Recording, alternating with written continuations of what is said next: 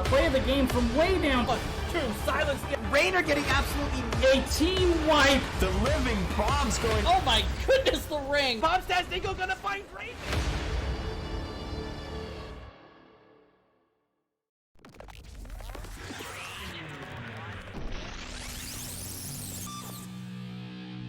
Oh, the life finder keeps Maev up. It was gonna be a close thing. And healing, what? Get out of no! No! Triple stun again. Big flanks coming out from the Blaze. It's a death metal though. Death metal into the double, triple kill.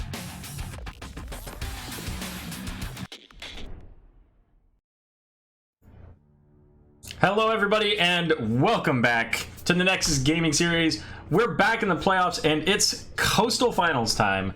It is just 1 week away from the Grand Finals and that means we're in for a best of 5 series, and tonight we've got the #1 House of Chez versus the #5 ProBUs. Let's take a quick look at the maps and also the brackets. How did we get to this place? Well, let's take a look. So House of Chez, #1 here, defeated Tryhards 2-0 in the first round. In the second round, they beat Zul'jin Distillery 2-1, and that brings them into the Coastal Finals. But ProBUs, the #5 seed, defeated Team Rectum. I believe they were #3. Also defeated Calculated, Too Calculated to Throw. Maybe this must be #6. They are #6. Yeah, somebody else said #5. They were #6. So they beat the #3 team, Team Rectum. They beat the #2 team, Too Calculated to Throw. And now ProBUs looking to defeat the #1 team tonight. Could be a massive upset from ProBUs tonight. Fantastic play from these guys. Now, as far as the maps, let's take a look here. House of Chez banned out Braxis Holdout and Volskaya Foundry. ProBUs banned out Sky Temple and Dragonshire. And our first game tonight gonna be on Cursed Hollow. Now, don't forget, as I mentioned, best of 5. We're at least gonna get 3 games. We may see as many as 5. So we're gonna be here for a little while. We're gonna be hanging out for a little while. And as you can tell, my beautiful CoCaster, Beautholiday, putting on a big smile. She'll be catching in here once we get into game 2. So let's let the teams know. Oops. Actually, she just responded. Let's see what she had to say. All right, so just checking in with the teams here.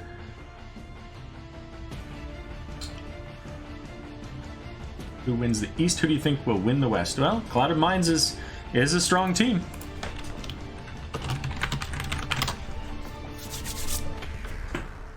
I don't have my notes.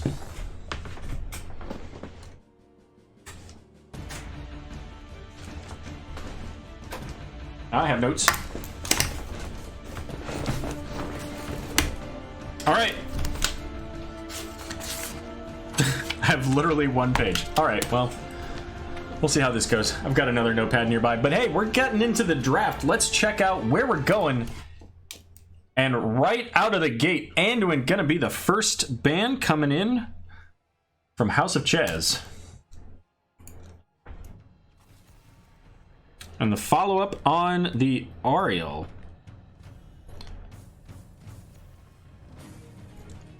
Where are we? Cursed Hollow. And Stukov. These guys do not want healers in this game. And this is getting already a little bit spicy because healers are pretty much the lowest number of specific type, class, spot, whatever. And there's Johanna. So 3 healers. I want to say there's like 11 healers. So they just took out 30% of them, and we're going to see a first pick onto a Nubrak. And Nubrak's not often a first pick at this point, just because of the fact that they nerfed his cooldowns a bit, making it a little bit more difficult for a Nubrak to survive.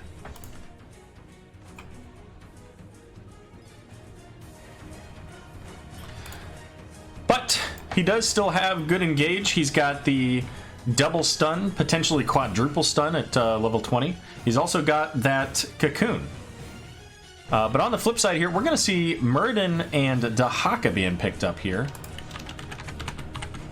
So picking up their tank and their solo lane already, leaving their damage and healer available. And that's an interesting strategy here, as, again, already 3 healers have banned out, now 1 picked.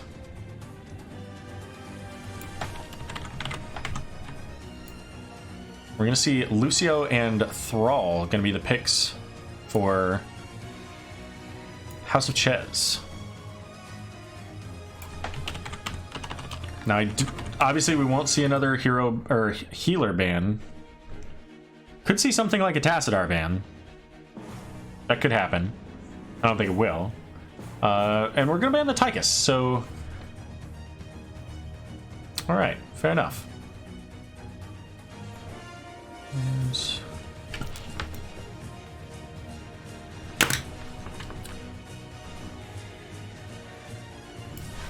So what could go well with this? So we've got the dive tank. We don't have any dive heroes really, although Lucio can kind of keep in with it. Thrall has fast movement speed. He can get in there if he wants to, so... And there's another healer band. So 4 total healer bands here.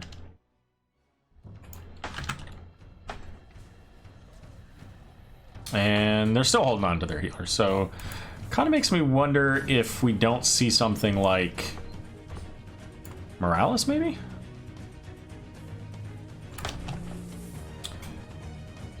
Chez box, that's who's missing there. So we could also see something. I don't think we'll see that. Never mind.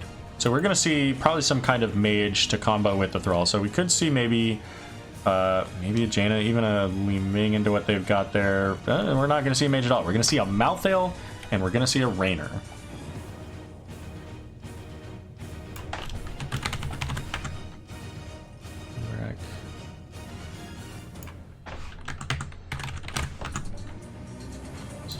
So on the other side, so just a healer left. So Ariel's banned, so we're not going to see that. We don't have, so could be Morales. It could be even Malfurion. It could be Lily. I guess, yeah. I mean, that can help with the Rainer.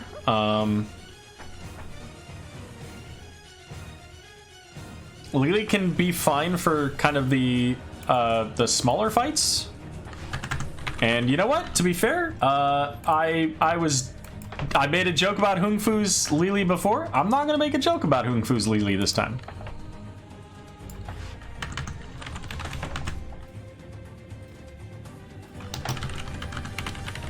There we go, ladies and gentlemen. Getting into game number 1 here. Division D East Coastal Finals best of 5.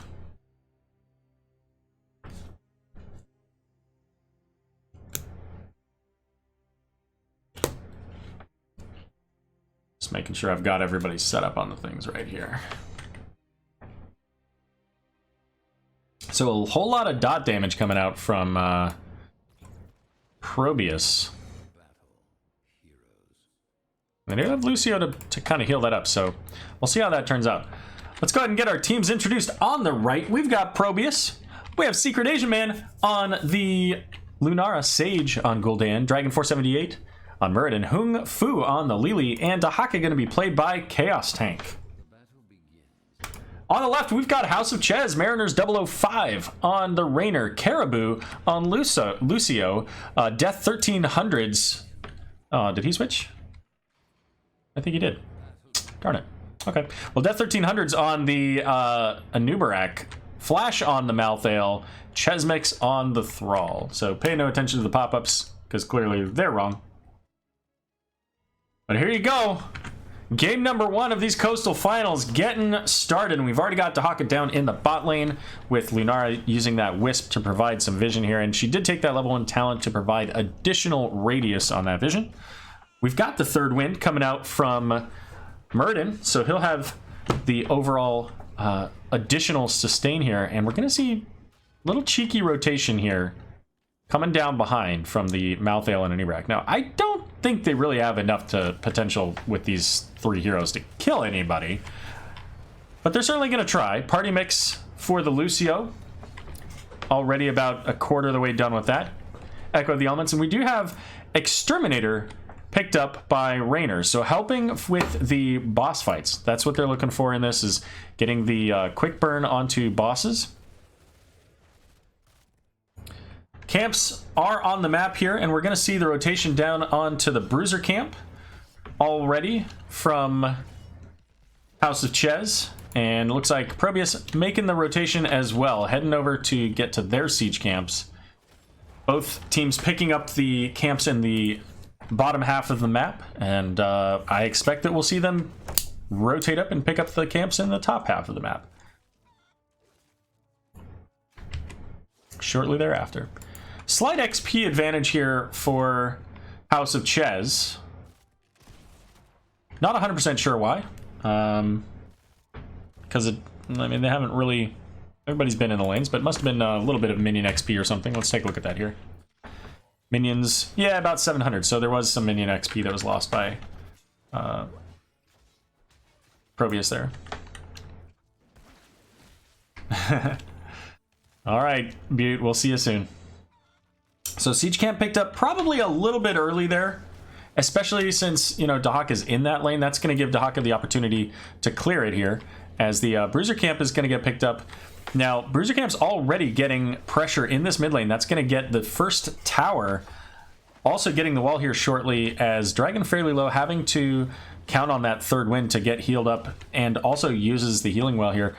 But that's going to give both of the towers over to House of Chez, and that's a huge XP boost for them now. They're almost level 6. No talent advantage for them yet, but they'll get a percentage damage bonus and health and all that stuff. And again, as you can see here, we do have Dahaka already clearing up one, and we'll be clearing up the second one here soon. But really, the Bruiser Camp in the mid lane is what is providing them so much value, and it actually gave them the ability to clear out the Bruiser Camp that ProBUs had as well.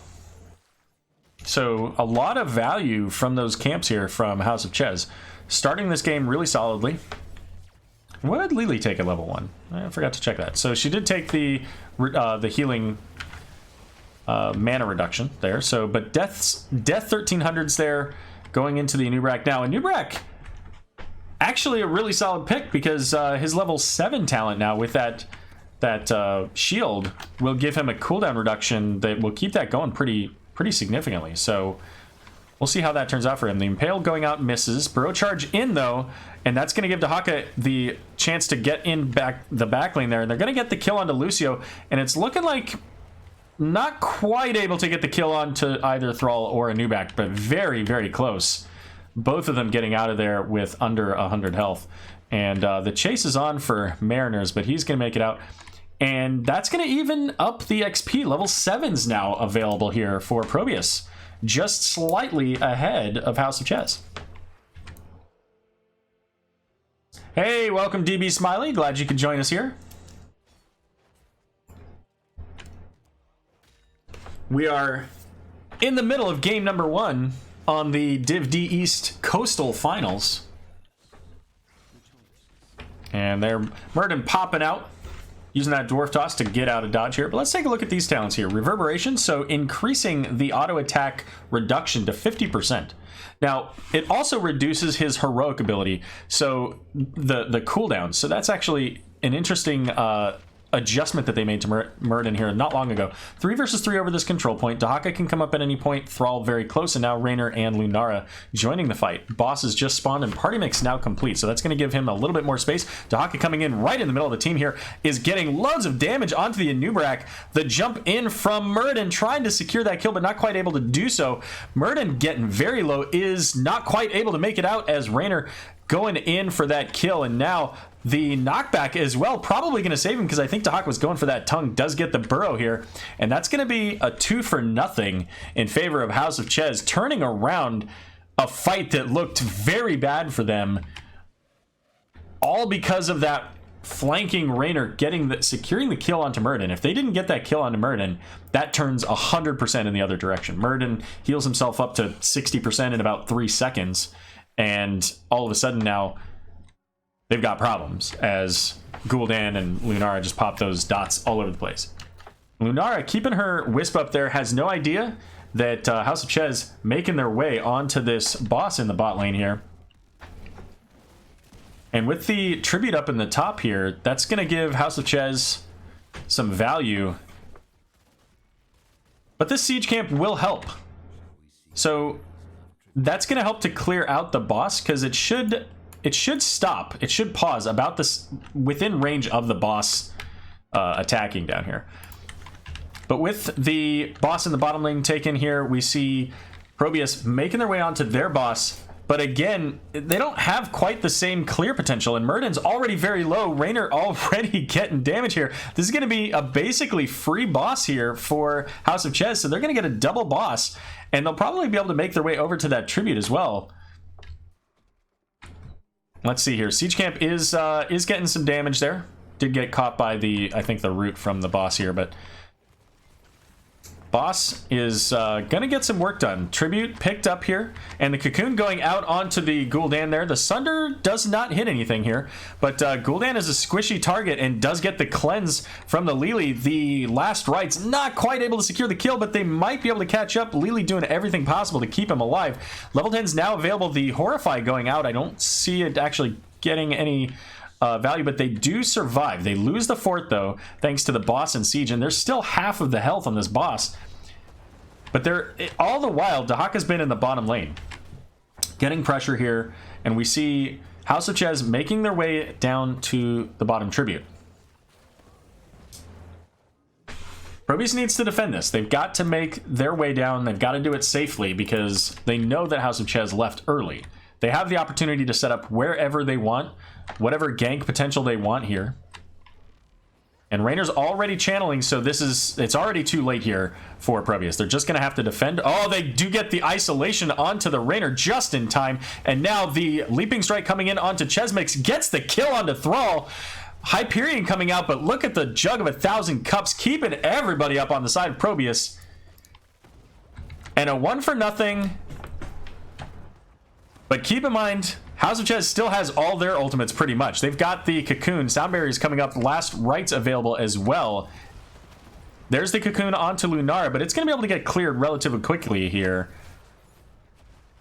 Health bar's pretty low on the side of ProBUs. They need to make their way to that tap. Just pause this out and poke what they can. Big Horrify though, but Lucio is going to be able to heal himself up. Loads of damage there. There's that sound barrier. Here comes the Malthael looking for a last rites. Doesn't even need it to get the kill onto the Lily. Sunder going out, but it's Lucio going down here. And look at the dot damage. Everybody's so low. Lunara getting value here. The ping's going out, calling for Gul'dan, but they're actually going to get the kill onto Lunara first. A 5-for-2. But look at these health bars. Malthael has no health. Anubarak has no health. And at this point, the Anubarak first pick looking pro-level anticipatory play. And the Lunara Gul'dan just feeding right into it. And it's all, I don't want to say it's all, but it's greatly up to this talent right here. Allowing the cooldown reduction on Anubarak's shield, giving him the opportunity to stay alive forever. I mean, he gets 60 spell armor thanks to Nerubian armor at level 1 as well.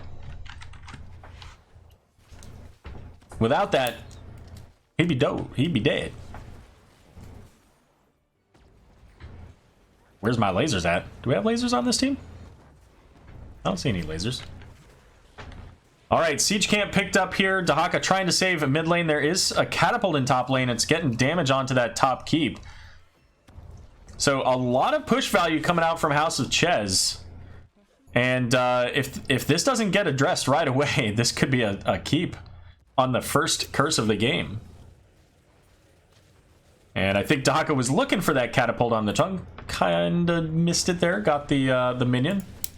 But ultimately able to save the keep. But take a look here. Keeps at half health.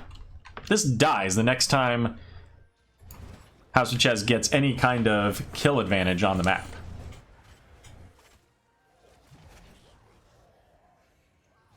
Hyperion. Okay, fair enough, fair enough. Yeah, Hyperion kills that by itself, right? I mean, how much health does this have? Maybe not quite, but close. It would take half of that by itself, because Hyperion does, what, 1,200 per shot now? 1,300, so yeah, I mean, it's going to get almost it's going to get 4,000. So any kind of push with Hyperion and that top keep goes down. But with this Bruiser camp, they're going to make their way onto the mid keep wall here.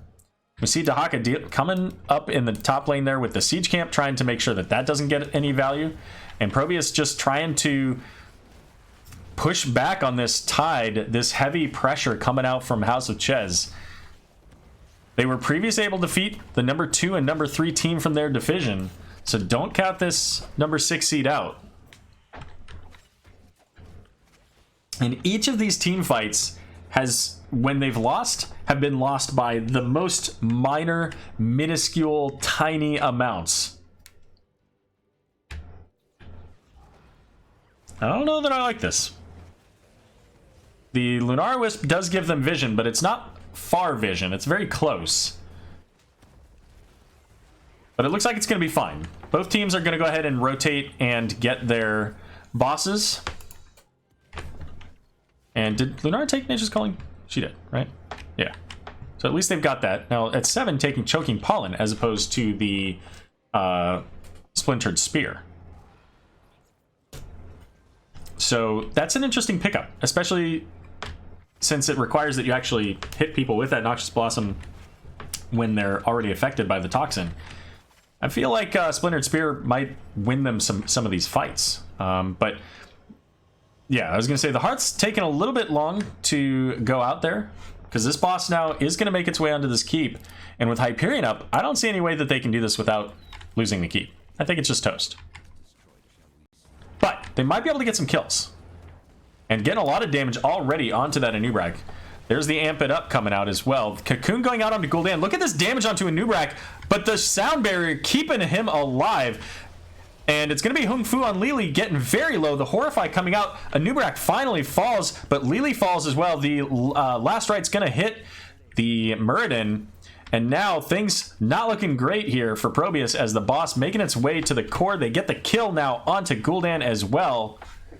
And the boss still at 60%, making its way 80%, 70%. I don't think there's anything that ProBUs has got in the tank to get this. And the GG's being called as Dahaka sacrificing himself for one attempt. That's going to be game number 1, going over to House of Chez.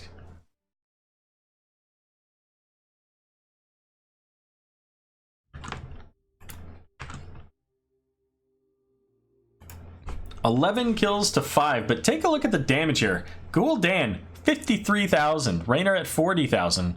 25% increase there over the next closest.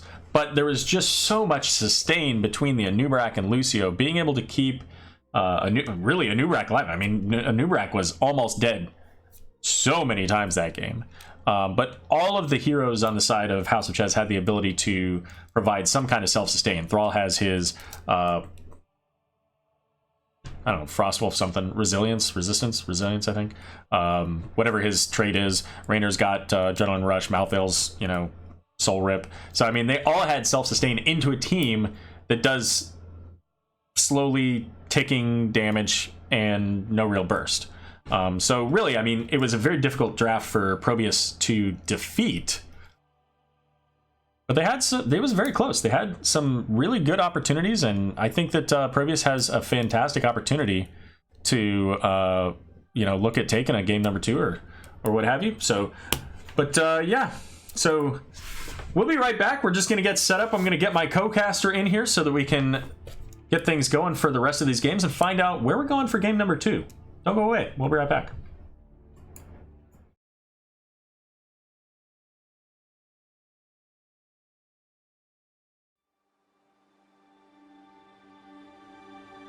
When I was young, I lived a life of recklessness.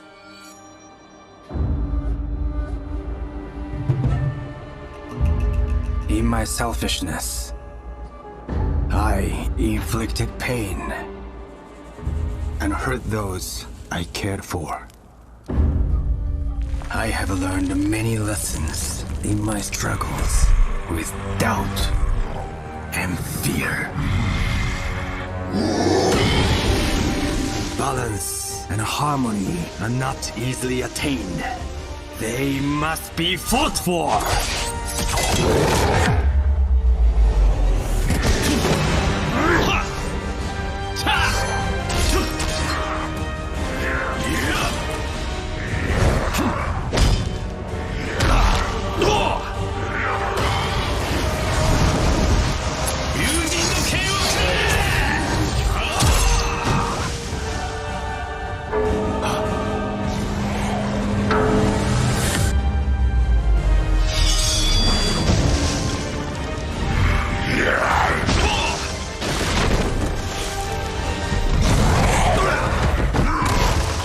But on my journey, I have learned another lesson. You do not have to fight alone.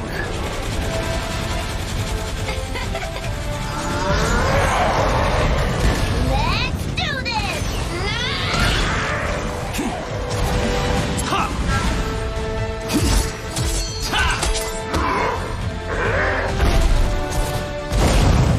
Woohoo!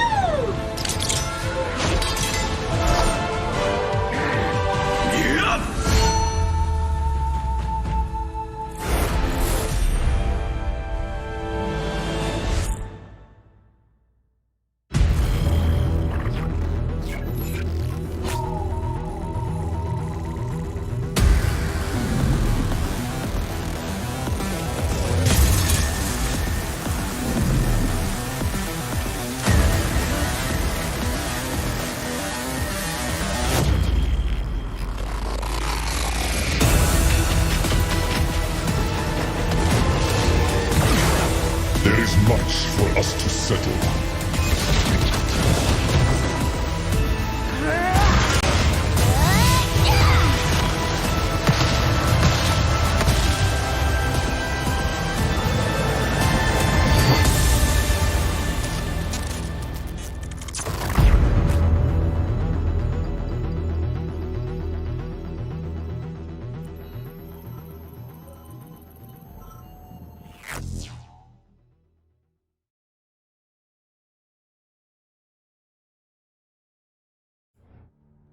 Alrighty, and welcome back, everybody, to the Nexus Gaming Series.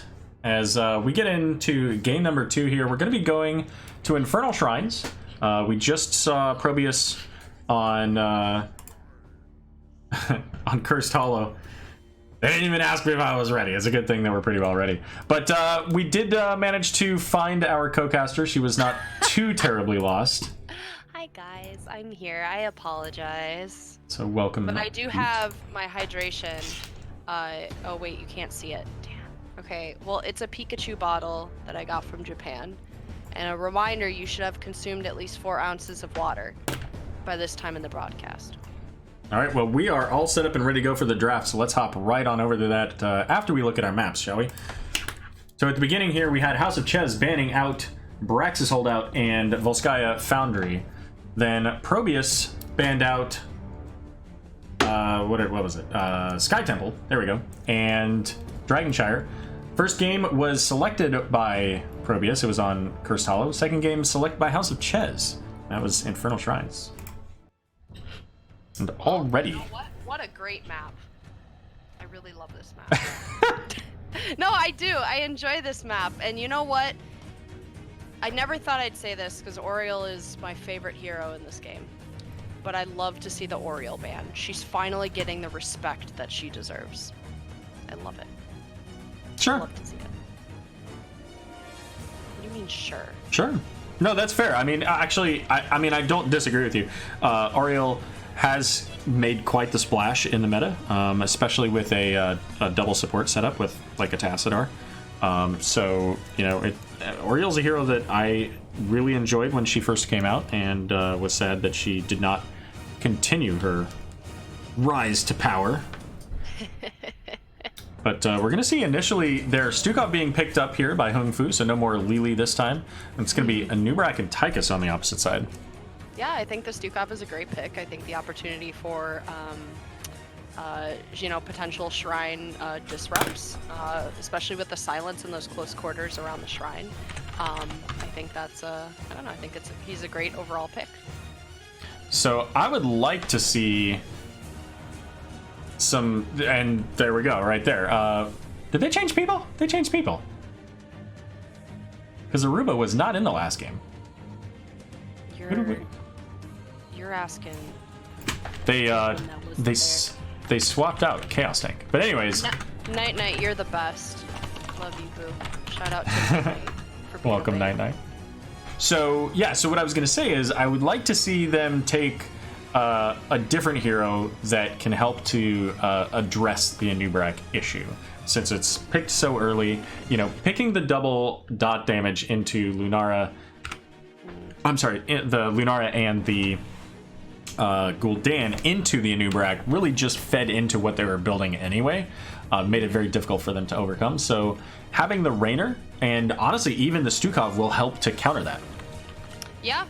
I think the potential for disengages, for forced disengages from both of them, and I mean, arguably, you know, Muradin, that kind of hard CC coming out of him. But I think the key with Anub'arak is, like I said, a forced disengage. But the Gul'dan pick, I really love, because even when the enemy team tries to disengage, you know, you have that Horrify placed correctly can really be detrimental in team fights. So I think that's a really good pickup from House of Chez. Yep, so right now they don't have a solo laner and really on either team just yet. We did see the Alarak and the Imperius banned out too, so Alarak... Leoric, yes. Alarak, a nice ban out against this too.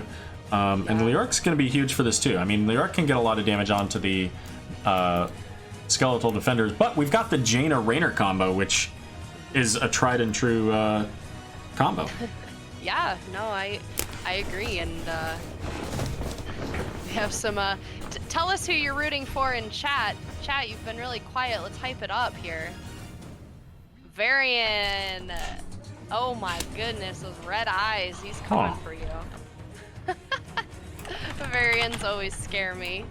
I don't know, whose draft do you like better?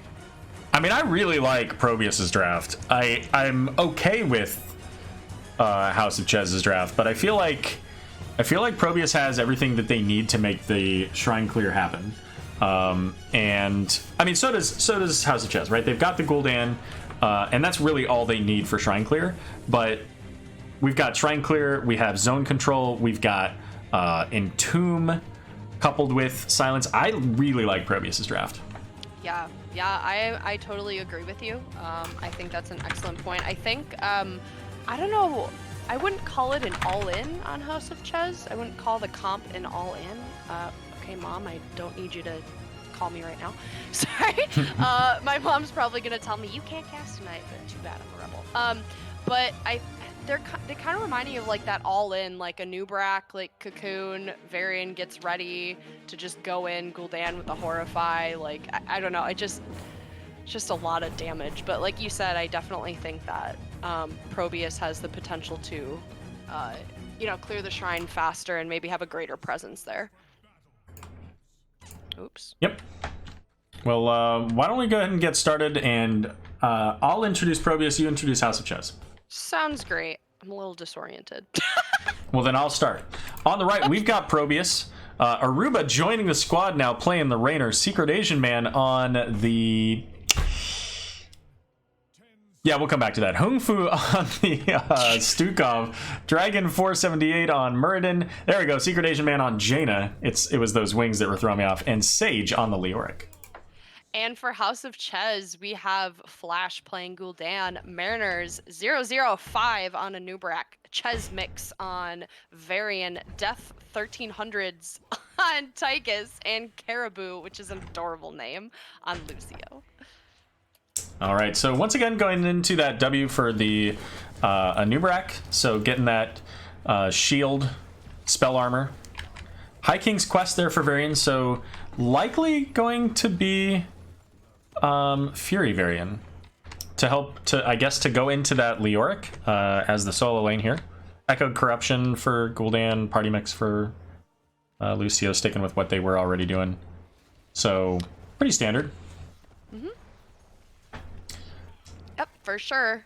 I do think on this map specifically, I know Rec likes Accelerando, and I'm gonna keep saying it, but especially on this map because of the walls on the side surrounding the point, I think that mobility for Lucio is helpful. But I definitely do see like the benefit from party mix, so I'm okay either way. But I do think this map with its tight quarters might be a little bit more useful, but. So I like everything that I see on the side of ProBUs, except there's one thing that I don't think I've ever seen it, which is from Stukov, the reactive ballista spores. So when he takes damage under half, he's going to spread weighted pustule around, and it resets his bio kill switch. That's an interesting talent. I can see the value in it. I don't see it. So it kind of makes me wonder, like, why don't I see that more? Because resetting the cooldown on bio kill switch seems like a really good thing. Yeah, I totally agree. I think it's one of those things that reminds me of, you know, a Lucio ult is trying to keep you alive for just enough time, and I think that that ability, having 15 seconds is a lot of time in a team fight. So I think that ability being able to reset, I think with the amount of damage coming out of House of Chez and the potential to, put all that damage onto one person, I never see that talent. So that's what I'm guessing as to why, to prevent, maybe a focus on the Stukov, to keep him alive. We'll see. I don't know, but yeah, I never see that talent, so. So it is actually going to be Colossus Smash here for Chesmix, although he's getting caught and drained and is going to have to back away there from the Leoric, as doesn't quite have the level 7 sustain quite yet. Also, Taika's taking in the rhythm, so giving that additional time onto his minigun. Jaina's build pretty standard as well, the piercing on the Frostbolt. And we're already going to see ProBUs taking as much as they can of the Shrine. So, I mean, why not? You have excellent Shrine clear and poke, so... Yeah, and they're keeping up with the XP with Leoric up in the top there. But Leoric is going to now rotate down as House of Chez is coming in. And there's the spell armor for Anubrak, but he's already dropped down to half. Doesn't have a spell shield for another moment here, so... Never mind. Yeah, I think Anubrak needs to be careful. I see a lot of Anoobs just kind of like walk up and try to act like they're looking for an engage, but well, there's that engage right there, and they go in with Chesmix getting the Colossus Smash, and that's gonna get a kill onto the Stukov thanks to that. But they're gonna lose 3 heroes, and to your point, that's almost exactly what you were just talking about, right? I mean, the Anubrak goes in, finds himself now deep into enemy territory, surrounded by so many health bars, and then, the unfortunate thing for them is that Varian followed, and they got the kill, but they now have 2 heroes who can't really do anything about the damage they're going to have coming in, and they're split off from their Tychus, their Gul'dan, their Lucio.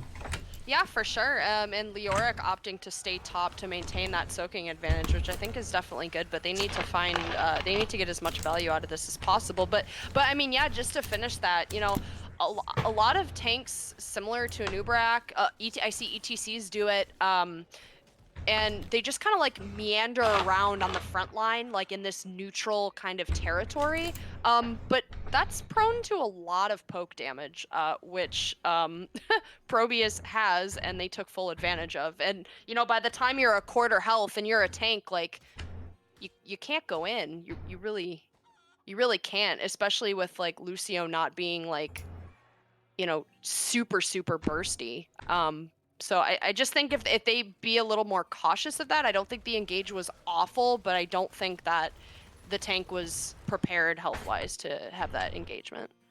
Yeah, and I mean, a big part of that was just, Anubrak was up in the top there trying to create kind of a zone for his team to be able to get on the defenders. We see both teams picking up their siege camps, by the way, here in the mid lane.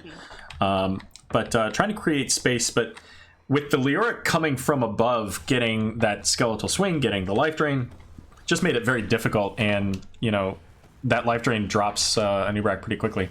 I'm a little surprised that ProBUs is backing out of this fight right now.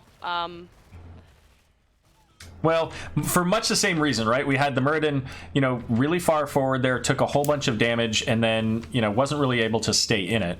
Now, Third Wind allowed him to get out and, get healed up pretty quickly. But the rest of the team was, not really in a position to follow up on anything that Muradin could do. Yeah, it just seemed like they backed out, not intending on going in, and Muradin went in. So that's why I was a little surprised. It just seemed like they were going to finish off the camp. But hey, I mean, they have quick camp clear, so you know what? I guess House of Chez didn't really get much from it. So So we're seeing the rotation up onto Leo, and with level 10s now available here, I kind of would like to see House of Chez be a little bit more defensive here. Maybe go pick up their camp. Probably even earlier than they did this, but there's the Entomb. Varian going in. They don't have level 10 just yet, but they will in a moment. Hyperion coming out, and a whole lot of ultimates used there from ProBUs, and they didn't get any kills. that is a very unfortunate place to force a fight. They had basically 3 avenues of escape there. You could see top, and then down, I guess, to the southwest near their tower. I don't know. I don't think that was I see what they were trying to do, and I was excited for it. They were trying to force a fight, but that's a lot of blown ults. Yeah, and that puts them in an awkward spot now over this shrine, because House of Chez has all their ults, and they've got pretty solid ults. We've got the Draken Laser Drill, which you don't see a whole lot of. It's generally not the better ult, but it does have one feature that is just absolutely disgusting on a map like this. And there are a couple of other maps where it can work as well, like Dragonshire, which is you can drop it in between the rock points here and prevent a disengage, right? Or prevent an engage. So, but thanks to that timing of ults, ProBUs just went down, took out mid, no problem. They got it. So now that'll give them some equalized pressure here. Yeah, for sure. To deal I with think it this. was a great trade. I think Leoric's in a lot of trouble here, as is maybe Stukov. Yeah, Stukov's in danger there. That fear ideally placed to take out both Stukov and Muradin. They got the kill onto the Stukov here, and that's going to be a fort in the top lane. And the Punisher still has 2/3 of its health. Keep in mind, there was still a wallop when this started. Yeah, this is not looking too good. That is a very aggressive engage coming out of Varian, which it ended up working out. They were able to secure that kill on Muradin. I mean, this is a big keep right here. This is a lot of pressure in the top lane. Yeah, and this Punisher just about dead here, but now the keep is down, and that is an absolutely massive push from House of Chez, being able to get that dive between the Varian and the Anub'arak. And we saw it in this mid shrine when they took that earlier fight, that the Anub'arak and the Varian, when they dive in together, they can kill a target. Certainly with the assistance of Tychus, popping that minigun and the damage from Gul'dan. Last time, ProBUs responded and got 3 kills out of it. But in this case, they didn't have Jaina, so they didn't have that quick burst blow-up potential. And they lost big time for it. Yeah, and Stukov was very close to the Leoric, who was taking the damage from the stuns from the Punisher. Not a place you want to be if you're a squishy, but... So Dragon there did leap over, but got caught. Ultimately had to use Avatar, and we did see the Flailing Swipe as well coming out from Stukov for the disengage. Very aggressive fights here from ProBUs. I'm sorry, from House of Chez into ProBUs. So, ProBUs needs to adjust their tactics a little bit. Right now they've got Leoric cleaning waves, trying to get the soak. They're even Talontiers. But that kind of exposes a little bit of risk here with this dive comp, because it means it's more likely that House of Chez can get the kill. And right now they're just running away with the map wherever they want to be.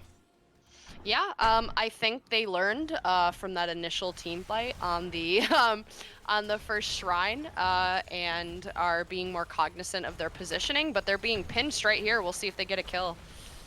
Yeah, and they get the Entomb onto the Gul'dan. The Silence going out will get the kill. Muradin into the Cocoon, but the Lurking Arm, I think is what it's called, able to pop him out there. And now Muradin going in, trying to get that stun, because of course there was no fort there for House of Chez to retreat to. Now, this, I think, this is not what I would like to see. With this Talontier advantage, or not advantage, but with this Horrify and Gul'dan dead, I would have liked to see all 5 of ProBUs come in and take this fight. They've got the Flailing Swipe. They have the damage potential to do so. But that's okay. I mean, they're not doing the wrong play. Maybe they're trying to match pressure in another lane. I'm not quite sure. But yeah, I totally agree. I'm a little surprised with this call. I am really sad. Oh no. I don't know if he makes it. I don't know. There's the Entomb trying to lock him down. The Flailing Swipe goes out. Muradin did jump over the Entomb there. Pops the Avatar, and so this is a 5v4 here. Anub'arak is very low, but they don't really have the potential to get in there and get on him. So Laser Drill popped, and that's going to be the Shrine going over here, starting on the side of House of Chez. An unfortunate time for Leoric. And that, that just compounds what I was trying to say, because House of Chez did basically the exact same thing that I just said. They went out, they said, hey, we know we have the advantage, let's go get that kill, where ProBUs should have. And I just want to take one quick second to shout out DB Smiley. Thank you very much for the 100 bits. Greatly appreciate it. Glad you could stop by and participate in our cast this evening. Woohoo. Yeah, I definitely, I think it's unfortunate because that Entomb also, body blocked isn't the right word, but zoned out his own team. The damage from getting there. So that was, obviously that's not what you plan for, but that area of engagement is really hard to take a fight in. So they need Raynor on this Punisher for sure. It's already at half health here, but look at how much value this has gotten. Cleared out the mid fort already. The keep down very low here. Punisher jumping onto Leoric, but he's unstoppable. Sage getting low here. Again, Varian has that healing reduction potential now because of the level 13. And Muradin's not done. Yeah, I don't know. That to me, I think as a tank, I'm not a main tank player, but I know one of the primary things is you need to make sure that you have your damage ready to go on these engages. And I think that Entomb was a little bit surprising, and I don't think the damage was in the right, that they didn't have a good angle or approach to kind of take advantage of that. Even though it didn't entomb anybody, I don't think, but it kind of zoned people and forced them against a wall in a line, which is also not bad either. Yeah, the Entomb... What? Okay. Sorry, Leoric just died. Wait, what? It just everybody walked away, but he had Gul'dan damage on him. Oof, okay. Sorry about that, guys. Yeah. But what I was going to say is, the Entomb itself was not a bad Entomb. It's just that the team was so heavily focused on dealing with the Punisher to save the fort that they didn't have anything. Which is essentially what you just said in a different way, and so that again it exposed Leoric and caused them to ultimately lose that fight. So Dwarf toss range dragon is going in. Yes. So what we need to see from ProBUs, they do have level 16s. Let me pop those up here for both teams. So what we need to see from ProBUs is they have to deal with these engages coming from the dive, right? They've got the potential to reduce damage from the Leoric with his Wraithwalk. And I think that's what that's how they need to start this. They need to have Leoric initiate, get them reduced damage, and then, and kind of pose Muradin in front. They don't need to use the Dwarf Toss to jump in, but they need to have him up in the front, get somebody caught, and then try to force them to dive a target. Use the the Stormbolt, use the Stukov, even if they have to use the Flailing Swipe to push him away, just so that they can counter that engage, right? Force them to come in and then burn them. I'm just shocked that Stukov didn't take root. To me, like, that would be awesome with the combination that you have. I mean, with Jaina and Raynor and Murden able to continue that CC chain, and with the Entomb. So I'm a little surprised to not see that. I think that's a really good talent for Stukov, especially with the comp that you have. But we'll see how this engage goes.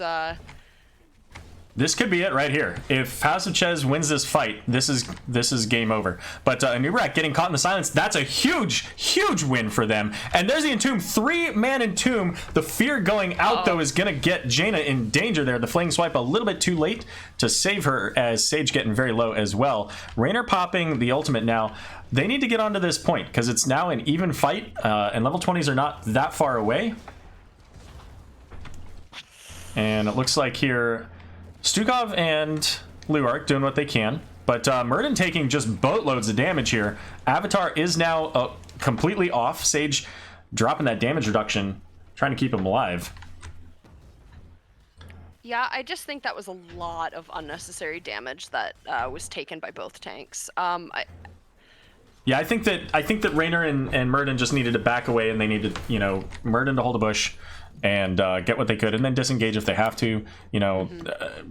House of Chez was already pretty far ahead in this, but now they're going to be level 20 going into this. I don't like this rotation. Oh, how does that Punisher not jump onto that right there? Silence is going out, though. Chesmic's getting low. Hung Fu trying to keep him alive. Does get the double kill, but it's going to be Stukov falling. So 2 kills to 1. Now Flash possibly dies? A Nubrak peels, almost saving the day, but Sage now is going to go down as well. Unless he can get a heal, he can't. That is unfortunate. So level 20s for both teams, only Tychus and a Nubrak, but this Punisher is on the core. Left alone, it'll finish it, and Raynor does get back here, so I don't know. There's a catapult. They've got to kill the catapult as well. But the Punisher getting distracted certainly helps.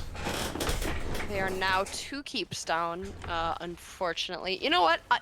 Honestly, though, I think those last couple fights with the focused damage on the right targets, I think for ProBUs, they weren't clean, but they were better in getting them at least an advantage, or at least preventing further damage from House of Chez. But I think if they have 1 or 2 more of those fights, and they can come back. I think you mentioned they've beaten higher seed teams, so I think they definitely have the potential to come back from this. Yeah, I mean, they're the number 6 seeds, so to get here, they had to defeat number 3, they had to defeat number 2, and now they're facing number 1. So they've got the potential to do this, and their team fights in this game specifically have been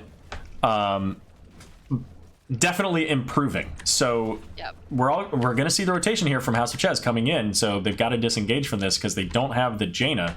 She's clearing up in the bot lane, trying to make sure they don't lose that bottom fort. Keep. Yeah, I'd be a little careful here if I was literally anywhere near where the keep walls are. I don't think that's a good place to be right now. There's 2 Katas coming in top. I mean, you got camp in every lane, which I guess is fine. They do have really good camp clear right now, so they have some time. So now with level 20s, I even more so want to see that Leoric engage, because if they had level 20 in that top lane fight, that would have been 4 kills instead of 1 kill.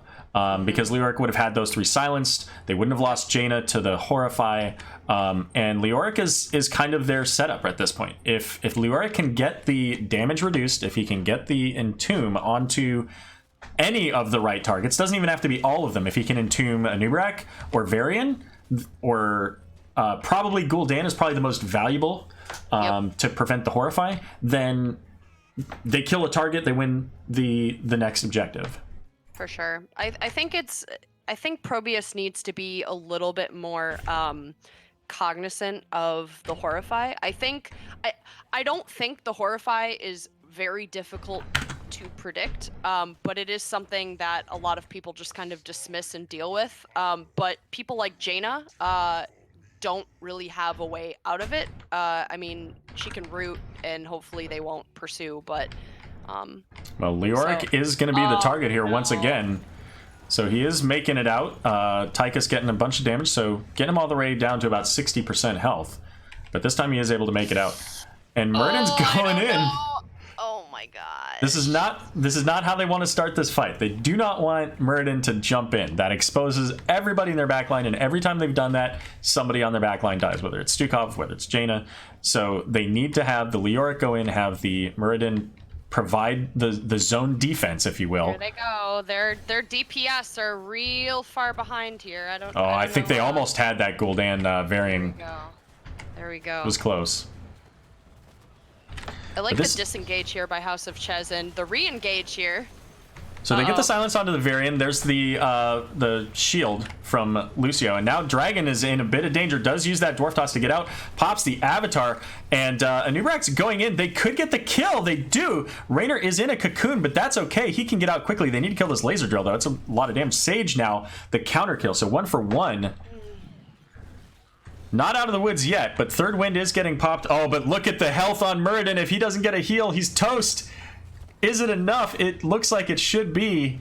And in a moment, he'll be able to come back into this fight. And it's still 4v4. But this goes into core. If they don't get on this quickly, they could just lose the game here. And there's the sound barrier again. 30-second cooldown. Secret Asian Man trying to get the damage onto the Varian. And Muradin trying to stall it out. Oh my god, his health, again, still so very low. But catapults are now on the core. And with this Punisher, I don't see any way that ProBUs is going to be able to defend this.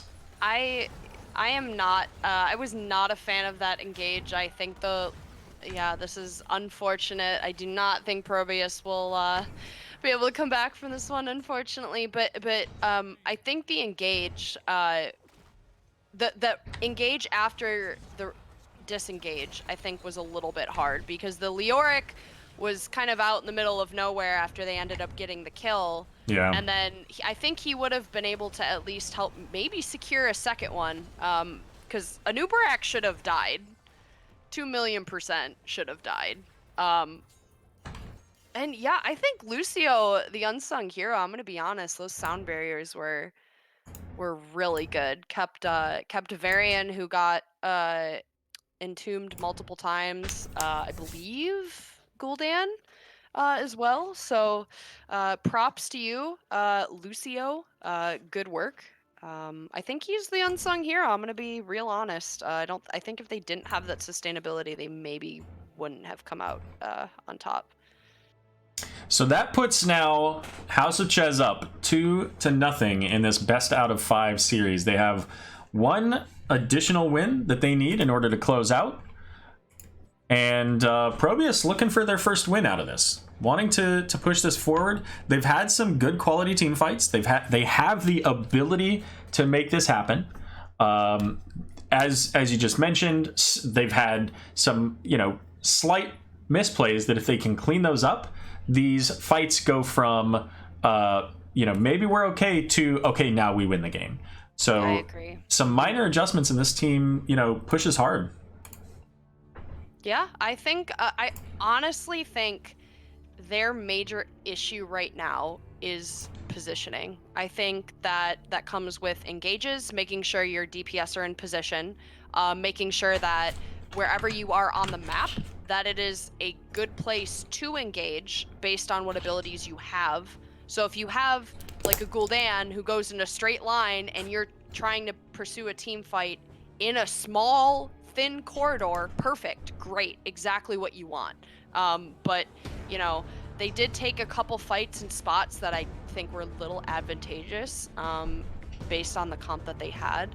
But yeah, I definitely think if they become a little bit more cognizant, especially with their squishies, and being a little bit more conservative with those engages. I think that they, yeah, I don't know. I think they could come back. I'd love to see a comeback win, but you know what? I mean, House of Chez, they're playing really well. So you got to play really well to beat the top seed. If I've learned anything from sports, it's that. So we'll see how this next game goes. Well, you know, as they say, you can't have a reverse sweep without going down 2-0. So if you're ProBUs, that's what they're looking for. They're looking to come back and get 3 wins in a row here. They could be hustling us. They could be hustling us all. We don't know. Sleeper cell from Division D East could be. So, and Aktar agrees. Aktar says the same thing. He thinks Probe has a shot. Their team fights have almost come together. They've been very close. A lot of these team fights, you know, they start off with 1 kill. Shot just watching. There you go. Well, you know. So there's a very real possibility of ProBUs coming in and you know, taking, at the very least, winning games. You know, at this point, they need to really tighten things up going into game number 3. And as we start getting into other maps that maybe these players are less comfortable playing on because they don't normally play a best of 5, then that's where we could start to see some things adjusting in draft. Maybe we see some craziness, right? This is the last potential game for ProBUs. So maybe they find something that they don't put out in the regular season very often, or ever. Yeah, we'll see. I mean, maybe they have some tricks up their sleeve. Who knows? Why would they put tricks up their sleeve? Wouldn't they just put them into a bowl? A little bit of milk? Tricks is for kids, Aero. Okay. I'm kind of like a kid. I'm just a big kid at heart. Everybody, make sure you've consumed at least 8 ounces of water by this time in the broadcast. Pikachu says so. He Who needs a also bot? says, eat your sandwiches. Some people have bots. I just bring real life bots. Boop boop. All right, so let's see if they've got anything set up here. Oh, apparently they do. Sorry. Why did you? Oh, I just want to be in a party with you. You got a problem with that, Aero? I was so confused. I was like, why are we going into a look brawl? At, you guys want to see another Pikachu? I want the little Pikachu. Wait, he can be on my microphone. No, he can't. Wait, yeah, he can. You can't really see it that well, but if you look right there, you can see a little Spider-Man above my endgame poster. All right, so it looks like we've got Pikachu! most of the team in here. Looks like we're going back to Chaos Tank. Oops. Then the tricks. No, you do not put the milk in first, you psycho. No. Wait, ban what? him from the Why would you put milk in first and then the cereal? That's how you know when to stop putting milk in. You put in the cereal and then you pour in the milk, and when the cereal lifts, when it comes up, yeah, that's when you stop. Listen, okay, I just want to point out, I've done a ton of research on serial killers, and every single one of them had that in common.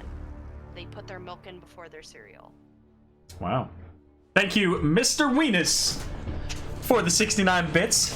Flaming my dog. My dog has flaming arms. What are you doing over there, Warlock Al? Boy, good boy. My dogs are all passed out. Oh, doggos. You can play with 4 if you want.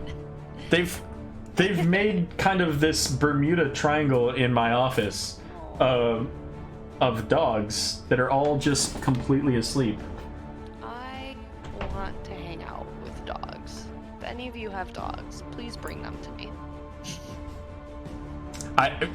If I could bring Alpha to BlizzCon, I would totally do it.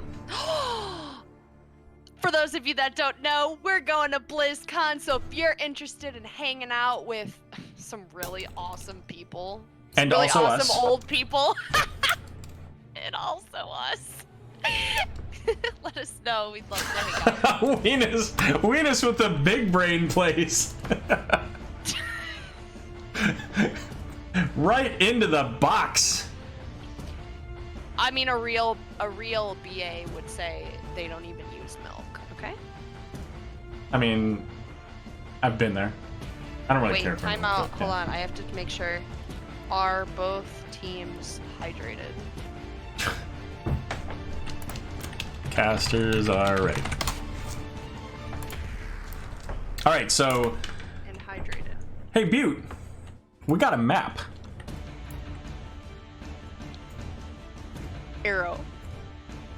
I love this map. Well, why don't we tell everybody where we're going here? Looks You like, tell 'em. ladies and gentlemen, we're going to Towers of Doom. And this was the map selection of ProBUs, it looks like. Yeah, ProBUs. So, and you know what? This is probably a good thing, because ProBUs needs to not be in a position where they're where if they lose a fight, that they just lose a fort and then a keep and then a game, right? And so Towers of Doom is going to give them that potential to stay in the game. Yes, if they lose a fight, and they may lose a fort, they may lose a keep, but they can come back and get it back. They can maintain the XP with that double soak, the Leoric that they had. So For sure. this could be a big positive for them and give them the opportunity to get to that point where they can make those plays with that plus 5% that they need to make it a win for them every time. I think they do need to be careful, because I think House of Chez had a lot of mobility last game, especially with the Lucio contributing to that. And so I think mobility is underutilized on this map. Being able to, rotate effectively and quickly kind of allows you to maybe secure some objectives.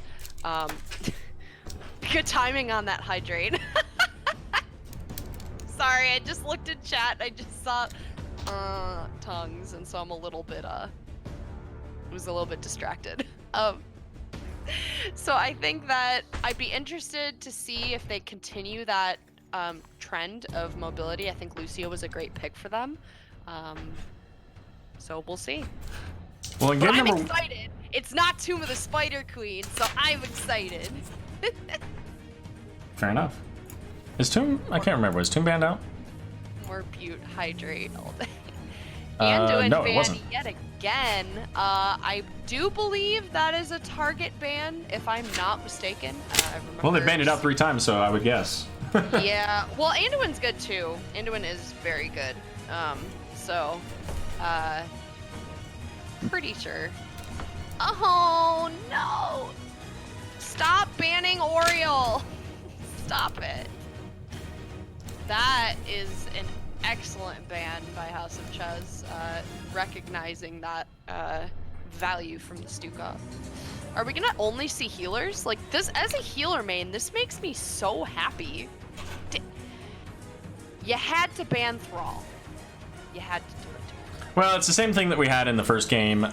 We had 3 healers and then 1 miscellaneous, and that time it was Johanna. They did ban out Thrall last game as well, so... Johanna's available. Yep. I'm liking this. I love me some Joe. I love me some Joe. And yes, what's up, Bongo? You guys are excellent at throwing commentators and casters off, and we will see Big Mama Joanna. Love it. Indeed, she makes it through and is going to be the first pick, so... Johanna's a solid tank to begin with. They just buffed her, made her a little bit better in my opinion, and we're gonna see the Raynor, I'm sorry, not the Raynor, the Leoric picked up with Muradin, so going straight back into the Muradin 3 games in a row, but this time it's gonna be Chaos Tank on the Leoric instead of Sage.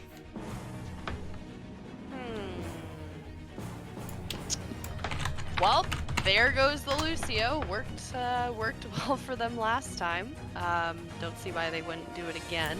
I think the Tychus is also a good pick. I think based on the aggression of the side of ProBUs and their tanks, I think that Tychus was a good pick, maintaining that consistent damage and threat of just melting them. So good pick. Yeah, and so far we do have the potential here for the double soak Leoric. Now, the Varian ban, I think Varian worked really well with what they were doing last game with the Anubarak dive and Varian dive. I don't necessarily think that Varian would have had the same value with the Johanna. So I'm a little bit surprised to see that Because if they were going into it now, I definitely think they would have gone either Taunt or Twin Blades. I don't think they would go C-Smash here, not with the Johanna at least. We're going to see the Ana ban, so, you know, sticking with that healer ban.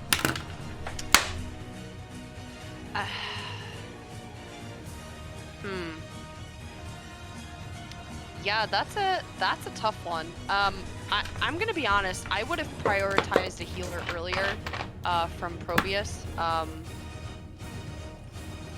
Well, there you go. And Lily's gonna help with the Tychus. I think though, you know, if they're going with a 4-1, which I assume is the case here with Leoric double soaking and with the group taking, you know, a 4-man bot. I don't think Lily's the right call for that. It kind of depends on what these last 2 picks are. And I mean, I almost would have rather had a Sylvanas than the Lunara. Yeah, I think Sylvanas. I think is. Well, there's a little bit of excitement right there. Oh baby. I don't know. I am.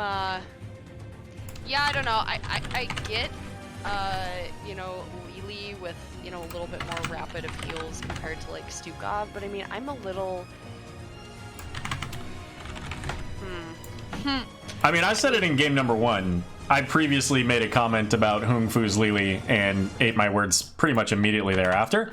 But, you know, I think that Lily's going to have a lot of difficulty keeping up with the damage coming out from Gul'dan. Yeah. Yep. I mean, if she takes, what is it called? God. Sorry, guys. I literally haven't played HOTS in like 2 weeks. If she takes, like the good, I think, what is it? The good stuff.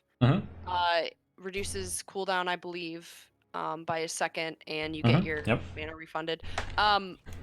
That has potential, but again, you know, that's just kind of a one-time fix, or at least until they get to half. So, but I mean, you're right. You know, if they're able to continue to focus damage like they did in the second game, and I did see it a little bit in the game that I watched for game 1, I think they'll have a hard time. But yeah. Well, let's get the teams introduced. On the right, we've got ProBUs, Secret Asian Man on Lunara, Sage on Kel'Thuzad, Hung Fu on Lily, Chaos Tank on Leoric, and Dragon 478 on the Muradin. And for House of Chez on the left side, the blue team, we have Flash playing Gul'dan, Death 1300s playing Tychus, Chesmix playing Joanna, Lucio played by Caribou, and I almost said Caribou Goffy, and Mariners 005 playing our boy Dahaka. So the one thing I was going to say, and Hung Fu did go into the free drinks. That's what it is. Good stuff's a different one. Okay. But free drinks, and you know, so that helps with the Gul'dan. But honestly, like the main reason that you're taking Lily, unless it's just a comfort pick, is for the blinds. And and I think against this team that you almost need the free blinding wind on the Serpent cast. To help with the Tychus damage, but we're seeing the rotation onto Leoric. That's also a good point. This is unfortunate. He's just getting bullied. And it is an early game kill, so it's not, first of all, gonna happen, apparently. Oh. Wow. Yeah. All right. But so what I was going to say is if it was an early game kill, it wouldn't have been that much XP, and certainly if ProBUs continues to get their, you know, lane soak, then they would have just remained ahead. But they didn't. They came up, saved the kill, and so now they're working on their camp. Johanna's going to head down into the bot lane to catch the soak in the bot here, and we're going to need to see ProBUs send somebody down, which it is going to be Muradin. And they're a little behind on XP, but I think for the most part they'll be able to catch it once this top lane is cleaned up and they catch the bottom. Yeah, some quick rotations coming out of House of Chez again. You know, Lucio helping that helping that out. A good camp take by ProBUs, so that's good. They're able to secure that. So the Janna will help to slow down the damage from the Lunara. Potentially also the Murden, depending on what he takes at level 7.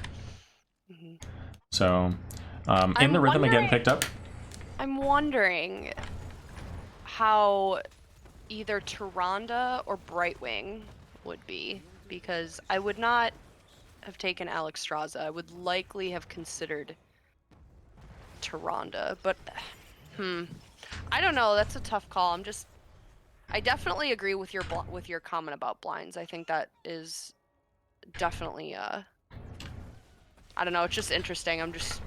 Well, Murden is so far up here again. Like, you know, we talked about it last game. Lucio.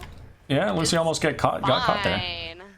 But you know, Murden can't get any value if he's far forward like that and trying to make a play when the rest of his team's on the other half of the map. Oh, that was a good take by Secret Asian Man, but at the expense of one teammate, and they were able to secure top lane. So. And you know what? I'll take that trade all day long. One death for 4 extra points. You're damn right, I will. Absolutely. Yep. I mean, I know a lot of people freak out over the first objective, which, yeah, it is important. I think if you're gonna lose maybe more than one person, 1 or 2 people, I think it becomes a little questionable. Some people go all in for fights they know they can't win. So I think that being able to trade and House of Chez getting out, I think that was a smart call. Who is messaging me? Sorry about that. I had to sneeze. But yeah, absolutely. You know, you have to be careful about your you know, how much XP you're feeding. But points are points. They're permanent. And so, you know, taking those extra altars early is fantastic. And you talk because I have to sneeze again. Oh, okay. So I was like, what are you talking about? I think Sage is doing a really good job hitting those combos. I think he is at 3rd right now to finishing the quest, so that's good. The full quest, so that's good.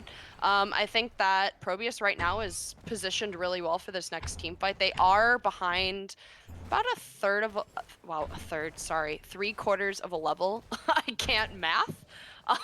That's okay. Right now, you can see my difficulty and why I am a co-caster and not a caster. So interestingly enough, Leoric and Lunar haven't picked their 7s. Huh. Wonder why. Ooh, well, now they have.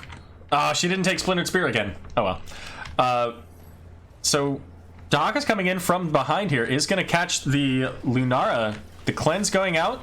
And let's go getting Lunara out of there. But Gul'dan's going to be the counter kill, or not counter kill because they didn't get one. He's going to be the kill as Dragon Force having to get out. And look at that. The ice block used the Glacial Spike. What a play. That was absolutely perfect. Blocking Dahaka from getting through, catching Tychus, and recognizing the wall that was going to prevent Tychus from making it all the way to the Glacial Spike. And still getting the root. What a play from Sage. Yeah, like I said, Sage is doing a really good job. He's hitting a lot of his combos, and even when he's not hitting the full combo, he's hitting enough to where it's doing a good amount of damage and kind of forcing House of Chez to kind of back up a little bit, back their booties up. Well, there's that stun onto Lucio, but this time, even though the team is relatively close, they didn't quite have the damage to go in on it. And, you know, the other thing, for what it's worth, the other thing that Lily does bring that is kind of unique. Actually, it is unique. Let's go. Her level 7 cleanse is the only cleanse that I can think of that actually provides a heal. I guess other than Tyrande that's her heal. But there's the pick onto Gul'dan. That's going to be another kill. Another one. They are just going nuts over here. I think they do need to maintain this momentum. I think this is a map where if you kind of slack off or get sloppy, you will absolutely lose. I've come back from games where we were down, 20 points. So it is absolutely possible. I think that they're doing great right now, and I think they definitely need to keep it up. And this is the play that I wanted them to make on Infernal Shrines, go in and get that camp. But here comes Dahaka. Look at the damage going out onto Tychus, though, getting very low. The shield already down. Lucio trying to keep him alive, but the not quite able to make it out as Lily there, as Horrify went out as well. So a 1-for-1 trade, Tychus for Lily. But Kel'Thuzad getting close to that 30 stacks now as well. That was an unfortunate Horrify for ProBUs. Well played, obviously, by Flash there. But oh, man, that was they all spread out with the Kel'Thuzad ult, the Shadow Fissure. They all just like it was like a magnet, like two positives just being like boop. Oh, like, and Leo almost gets the channel, but not quite. But Mariners has no health now, or no mana rather. But Tychus is going to come help, and that's going to give Dahaka the opportunity to channel. And this 3v2 in the bot lane is still going with just Johanna and Lucio. There's still the opportunity for them to get down here and stall this out, and it looks like they're going to. Dahaka does make it down, but Johanna gets obliterated. Is Kel'Thuzad done yet? No, that was just the base damage, not even the bonus damage yet. Uh-oh, Lucio channeling. I do not think they're going to be able to contest this. Sage has no mana. Maybe they will. I don't think they will. They're just going to give it. Not a bad call. Now they're even. They're still up. Maybe a quarter of a level. I'm not quite sure. This is an interesting fight here. Yeah, so there's no Johanna, but it's still a 4v4 as Kel'Thuzad's not here, but he does have the ability to throw out global damage, and they get the kill. And that's kind of the opposite of what I was suggesting, right? That what I wanted ProBUs to do, I didn't really want House of Chez to try to do that. They thought that they could maybe do it because Kel'Thuzad had no mana, people were low, but the people that were low were Murden, and he just healed himself right back up. And they had no Johanna. Johanna was still in base. Yeah, and KTZ had just spawned and was on his way back. So Bullied Hearth. Oh crap. No, I know that was my point. Like taking that fight before he got there. That was very unfortunate. Not really sure why he didn't continue to run left, but we'll pretend like that didn't happen. I was looking up the top lane, so I didn't even catch it. I'm assuming that was a Kel'Thuzad catching him in a Glacial Spike and killing him kind of scenario. Correct, but he ran down towards the bottom, like spawn. Oh, gotcha. Yep. Running towards the tower. So. Well, and this is what they want now. They want to have this bottom fort. They've got the sapper camp coming in. That's three points that have to be defended by House of Chez. not have to, but should be. A really fun duel in the duel in the top lane. Duel in the top lane up here with Chaos Tank just walking away with the camp and heading towards the altars. Now these guys need to be really careful down here because a Horrify ends this fight in a very bad way for them if it's placed properly. But so does Kel'Thuzad popping off! Gosh!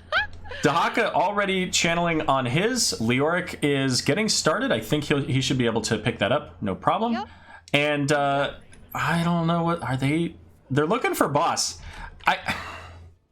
I don't know about they that. don't know. Okay, so this was just a walk away for absolutely nothing. I'm sorry, I meant I don't know about that, meaning I don't know if I agree with that. Sorry, I agree. They it looked like maybe they were thinking that, and then they saw, like, look at how much free damage went onto this bottom fort. They should have stayed down here, defended this, kept this point. We don't know where the next altars are going to be. I think it's triple altar phase coming up. It is. So, having this provides them value. Now, this is a good play by House of Chez coming in behind them, because now they're kind of in a bit of an awkward place. But it also puts themselves in an awkward place because they can't exactly go through this fort.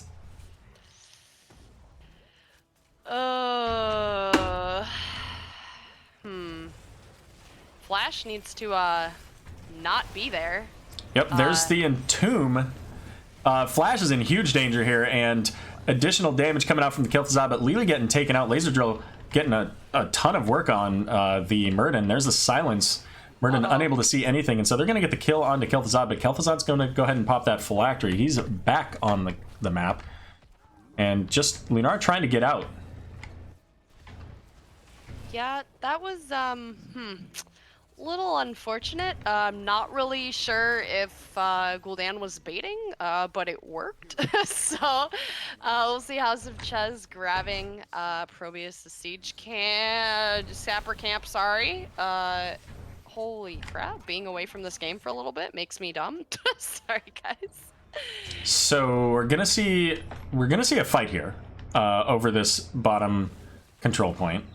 But it's going to be a 4v3 right now, so this is really dangerous for ProBUs, as Lily wasn't here yet. But she's back. Leo and Gul'dan get their own separate points, but Gul'dan is on his way first. And, you know, Johanna's very low already. Oh, the corruption doesn't hit Lily, so this is going to be 4 additional points for ProBUs. And let's show these talents, because it's been a while. It's been a while since sorry. Yeah, this is in the karaoke stream, sorry. Oh, I'm sorry. That's on Friday nights at 2 a.m. You don't want me to do that anyway. I think the plan is karaoke at BlizzCon, so you can do that there. Oof. I'm gonna just uninvite myself. Okay. So I do like what ProBUs is doing here. They get the bottom fort. Now, they should just pick up the siege camp, push it through. Because if House of Chez decides they want to come in for this boss, then, okay, you trade out 1 point, but you still have the tower. House of Chez didn't go for the boss. They're going to come down and try to defend this. So I think they'll be able to make it here in time. It looks like they will. So again, this is a 4v4. Leoric's working on that double soak elsewhere. KTZ is looking for a combo here. Sorry, it's a 4v5, rather. And thank you, Mr. Moist Weenus, once again for the 69 bits in chat. Always a pleasure, my friend. So the sappers were cleaned up, and we're going to see now House of Chez rotating away, going into the mid lane, trying to get that soak. And both of the teams are level 16, so this is equal. And with that Lunara Wisp there, I don't even think Muradin needed to throw out that stun. I think he just puts himself in, you know, a little bit far forward. The Dwarf Tots gets him out, so no worries there. And here comes Leoric. Now, they have an Entomb. This could be a moment where they can look for that play. Oh, this is going to be... The tongue misses. Dahaka getting stunned. Holy damage. But KTZ gets horrified. Lily going down as well, and Lunara with the Leaping Strike does get some pretty significant damage out there, but ultimately Muradin trying to make it out does get out here. So 2 kills for nothing, and that's going to give now Chez 3 points to Chez. Telling their friends, hold my beer, I gotta come back from this game. Holy crap. Wow, they are, you know what? And honestly, they are playing really clean right now. In the beginning, it kind of looked a little, I shouldn't say a little, very, dysfunctional is not the right word, but just disorienting in general, disorganized in general. But now it seems like they're bearing down and they're saying, okay, we need to focus damage in team fights. We need to not give up free damage. We need to, you know, make better decisions for macro play. So place those Horrifies. Yes. Right? Yes. The timing and location of the very... Horrifies have been fantastic. So I expect that these teams want to be working on level 20, especially ProBUs, because they want that silence. That Entomb silence is absolutely just a huge upgrade for them. They're working on getting this bottom tower, and Towers and Towers of Doom do provide XP again. Not really anything for that Glacial Spike to get to, though. So really just a little bit of a zone, a little bit of a vision. Auto zone. ProBUs, you got it. Listen to Coach. So these, they're equal in XP almost. ProBUs is very slightly ahead. I wouldn't mind seeing them just try to stall this out, kind of leave Leoric to soak, and ultimately, even if that meant that they lost points, I think that would be worth doing rather than taking this fight right now, but that's what they're going for. So Johanna's in the back line. We haven't seen the Horrify yet, but there's a silence, and there's the Horrify. The Entomb is going to help, but there's the Lily Cups, and it gets interrupted. It's going to be on a short cooldown, but it doesn't matter. Lily is going to go down, And now it looks like maybe Murden does as well, trying to make it out, but he doesn't have that dwarf toss, so that's a 2 for nothing.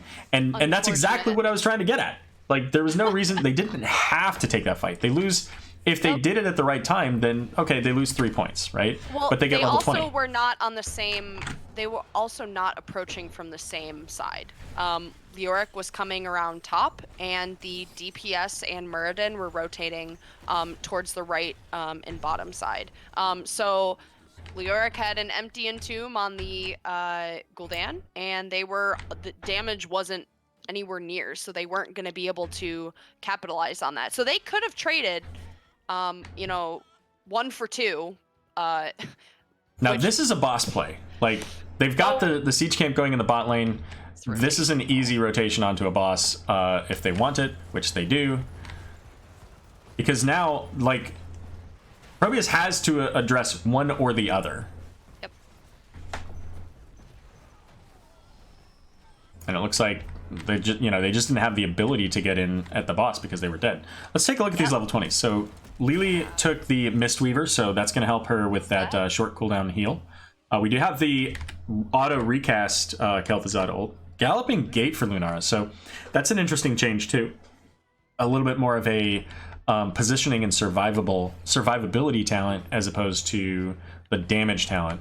Rewind, and then of course the Buried Alive for Leoric. So, some really strong ultimates. I like what I'm seeing out of the ProBUs ultimates or storm talents.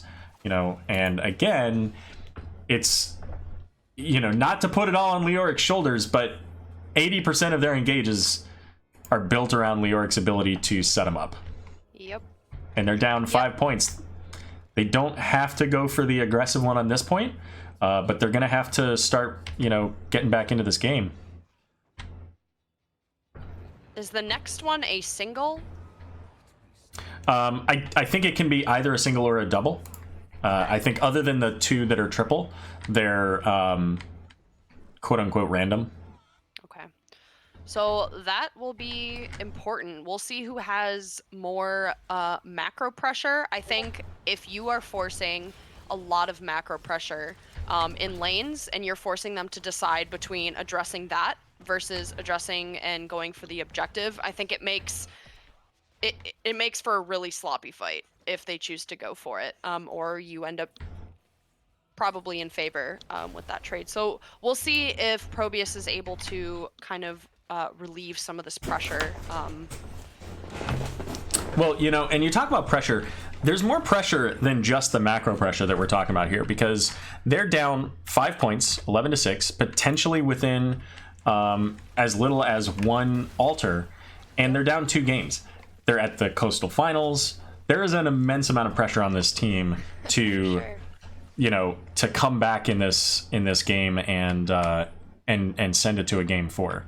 And that can lead to mistake calls here as well. But there's the engage onto the...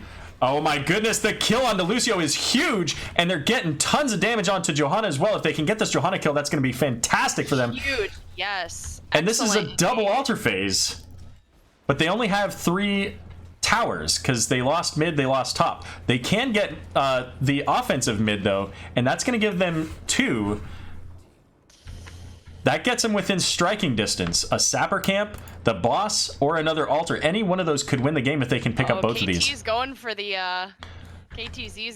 the top lane here. We'll see. And Leoric should wait. Leoric should have waited there. He should have waited for that point. But there's still now... Oh no, in the bottom 2, they got both of them, but they didn't wait for the top. So they could have had 2 more points there had they waited just a few more seconds. There was no reason for them to channel those that early. Oh, feels bad. I don't know if they would have won the race bot though, because House of Chez was taking back bot. So yeah, but there was no health on that top tower when they channeled it. They could have got it back. We'll see. Oh man, this next one. And it's a single, so there's no shenanigans of like sending one person, no Dahaka burrows to the other one or anything like that. Are you ready, chat? This is gonna get hype. It's already hype. And Leoric's taking back top, so it's even. It's 4-4. The camps are being picked up in the bot lane, and this heavily favors ProBUs right now because they can afford. They can afford to lose one of their keeps. That's totally fine.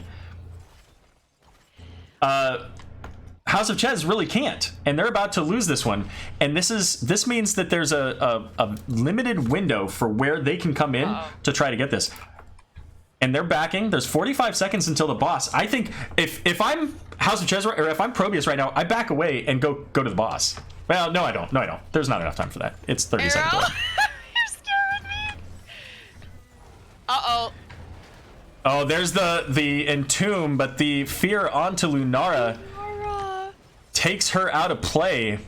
And they have the tower, so if they can just disengage, you know, they only lose the 3 points, so be it. They need to not die here. They can afford to give up this altar. They cannot afford to lose players. Oh no, really? No, Panda. And this is a huge problem because now this boss is back in play. And ProBUs needs to make something happen with this. They've only got 3 players, but Kel'Thuzad can do massive damage here. With that reset at 20, they have to get on this, and they have to do something about this. This is the game, one way or the other, right now. Lyric's on the point. Leo, there goes the Kel'Thuzad ults, just obliterating House of Chez, but it's still going. Flash going down, Sage going down. It's just Johanna who makes it out of this. The ults are still going. Oh my god, they get it. What a game! Oh my god! I'm gonna need to change my pants after that one, Aero. Holy crap! Jeez. Okay, I'm really stressed out now, you guys. That was so awesome. Oh my god, Aero! I got nothing. I got nothing to say. Holy snikes. I was just waiting for chat to catch up to that. Oh my goodness. Oh my God. What a finish. Muradin, Leoric, Kel'Thuzad, 3 versus 5. Making it happen on the boss. Well, you know, oh my goodness, that is just crazy. Just crazy. Wow. So there might be a reason Shadowfisher gets nerfed. I didn't show all the stats. I'm so sorry, guys. I was so in awe of that game. That was what a way to finish that game. 3 points to 3 points. The boss on the map, ready to be taken right after the altar. And they did exactly what they had to do. They forced them onto the point, and that's it. That's really all that they had to just say. Stay right there. And that's the same thing that I've complained about, like Kael'thas on Volskaya Foundry. You don't have to have your entire team sitting on the point. Only one person. If you have a Johanna, leave Johanna on there. In this case, they have a Johanna. Leave Johanna on the point. I mean, realistically, what are they going to do? The other 4 people go burn the hell out of Kel'Thuzad, they come back and win the game. But that's not the psychological thing that the team wants to do. They want to have everybody gather on the point to make sure that they don't lose it. And your other side, Leoric, you can't boop him off. Muradin, well, he's got a whole lot of health, especially with the avatar, and he can jump right back on. If KTZ had died, they probably would have lost. He did, eventually. But he came back with a phylactery, if I remember correctly. Yes, but the point was he did not die quick enough to be able. I mean, I don't know though. That is a long walk to that boss. But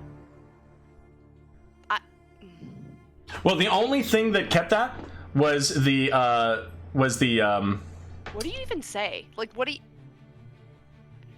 The only thing that kept that going was the double Shadowfisher reset going on, right? So if they kill the Kel'Thuzad, if they put all 4 of their heroes that are not Johanna into killing Kel'Thuzad, Johanna can live through Muradin and Leoric. Certainly long enough for the team to kill the Kel'Thuzad, right? So at that point, they kill Kel'Thuzad. There's no damage. Johanna can survive. She can survive with a Lucio outside of the range of the Shadow Fisher, even when Kel'Thuzad comes back. Whatever. Links are deleted. Aero, you made the comment when House of Chez was rotating up. You said, ProBUs needs to make a play here. And they did. Way to go. Made a play. And you know what? I think the reason why ProBUs came out on top was because they were hydrated. So make sure you have consumed at least 12 ounces of water by this time of the broadcast. And based on the amount of sweat that I have just expelled from my body, I'm probably going to need an extra 4 ounces. So make that 16. Challenge accepted.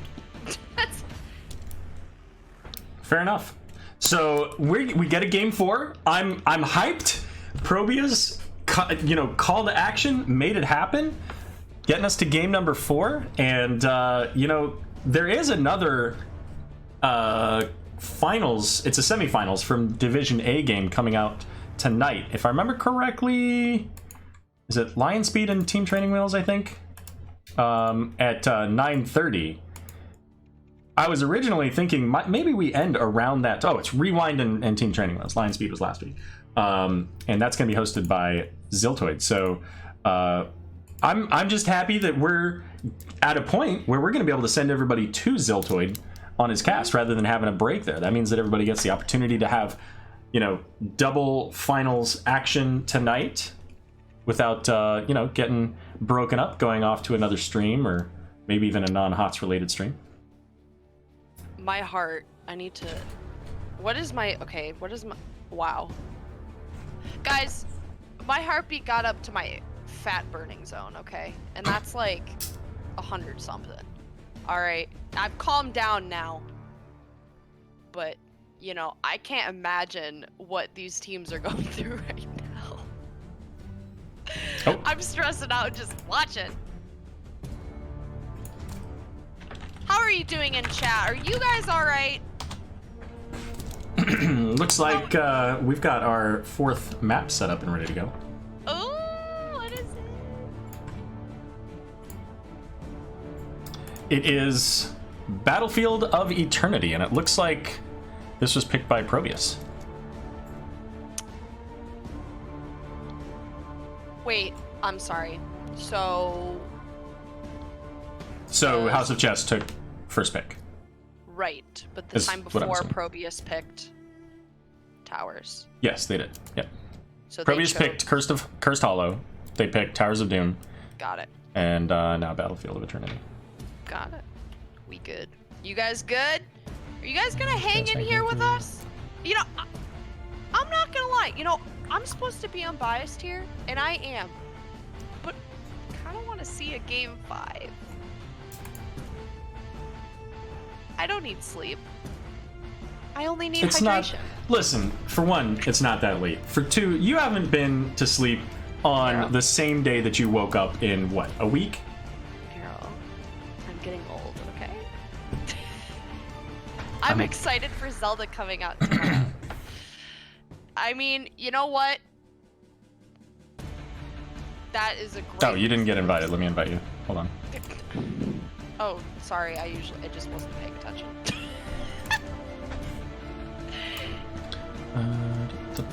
Yes, that's correct. Okay. So that was a hype game. So 7th Ace, did you get that clipped at the end there? Did you get a clip of that finish? Is that what you clipped, or were you clipping something else? Because I hope somebody clipped that, because that was... I thought they said it was in highlights. Gotcha. Okay. Oh, that's gotta be. Listen, okay? Are you kidding me? What do you mean, who uses Game Boys? Hold up. We're gonna have a chat. All right. We'll be right back, guys. We're going to take a quick break as we've got a player who needs to grab a quick bio. So don't go anywhere, because we're going into Game 4. between House of Chez and ProBUs in the Division D East Coastal Finals. We'll be right back.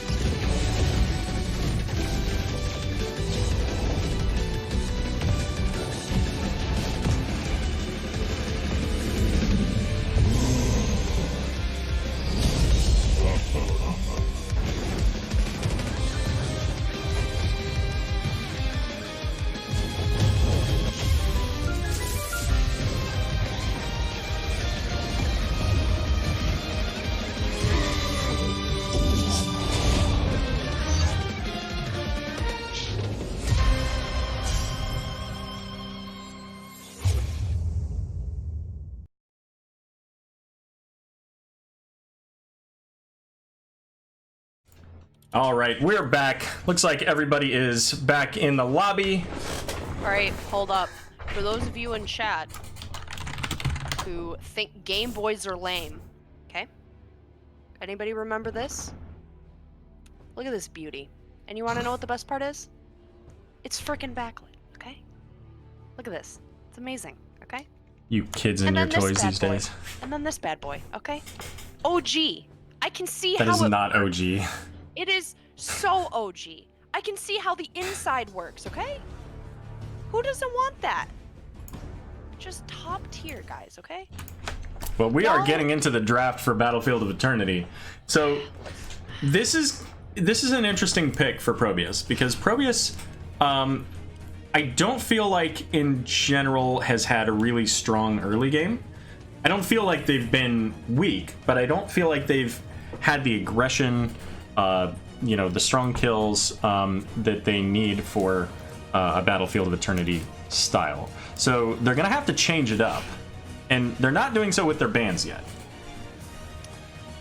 And you know what? At the end of the day, I think there are plenty of other heroes that would be really good on this map that could be useful. Tyrande being one of them as a healer. Potentially Lily, depending on what House of Chez decides to do. But I don't know. I'm really interested to see if they use the same strategy here. That was because that type of opportunity I don't think is really here on this map, because you're not really fighting for possession of something except the Immortals, right? And there's no point to capture. So I don't know, I think this is going to be a rough run for ProBUs, but we'll see. So we're going to see the Johanna picked up first, so sticking with what they had last round. And that's fine. I mean, Johanna's just a solid, you know, choice at the beginning. But it also tells a little bit about what they're looking to do. And it helps the, you know, Johanna can help to prevent damage from the Vala, from the Greymane, from the Raynor, from the Artanis, but not from the Li Ming on the Immortal. I'm a little surprised to see the Li Ming. I'm not at all. I'm surprised because I really wanted to see the KTZ again. Yeah, but Kel'Thuzad doesn't have as much value on this map. That's not to say he couldn't be amazing. But what I am surprised by is, you know, 4 games in a row of Muradin. I would have liked to see something a little bit different there. Yeah, I don't think they're getting really a lot of value from it. I mean, they're not CC chaining off of the stun, really at all. Maybe 1 or 2 times, if that. So yeah, I don't think they're getting as much value from him as they can be. But I mean, if it's a comfort pick and they're not banning him, whatever, I guess.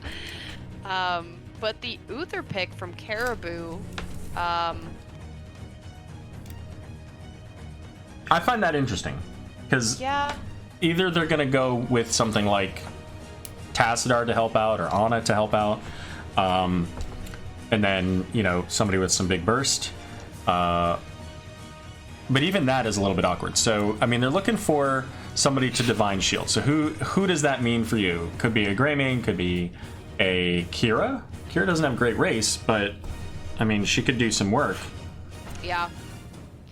Yeah, I mean, she's really good at forcing people to kind of walk away with the damage. I think it's a lot of damage over time, based on the amount of marks. I think I'm not quite sure.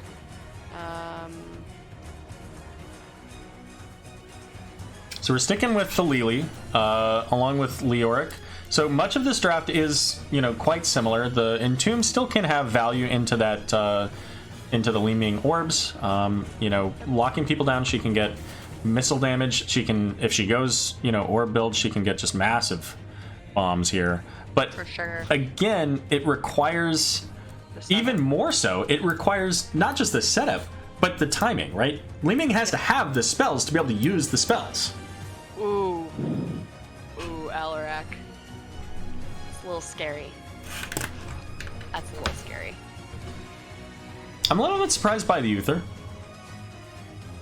Like, I don't know what value Uther gets Raynor, specifically. So who on their team has self-sustain? Raynor? Alarak technically. Maybe, if she takes the... A little 1 or 16, yeah.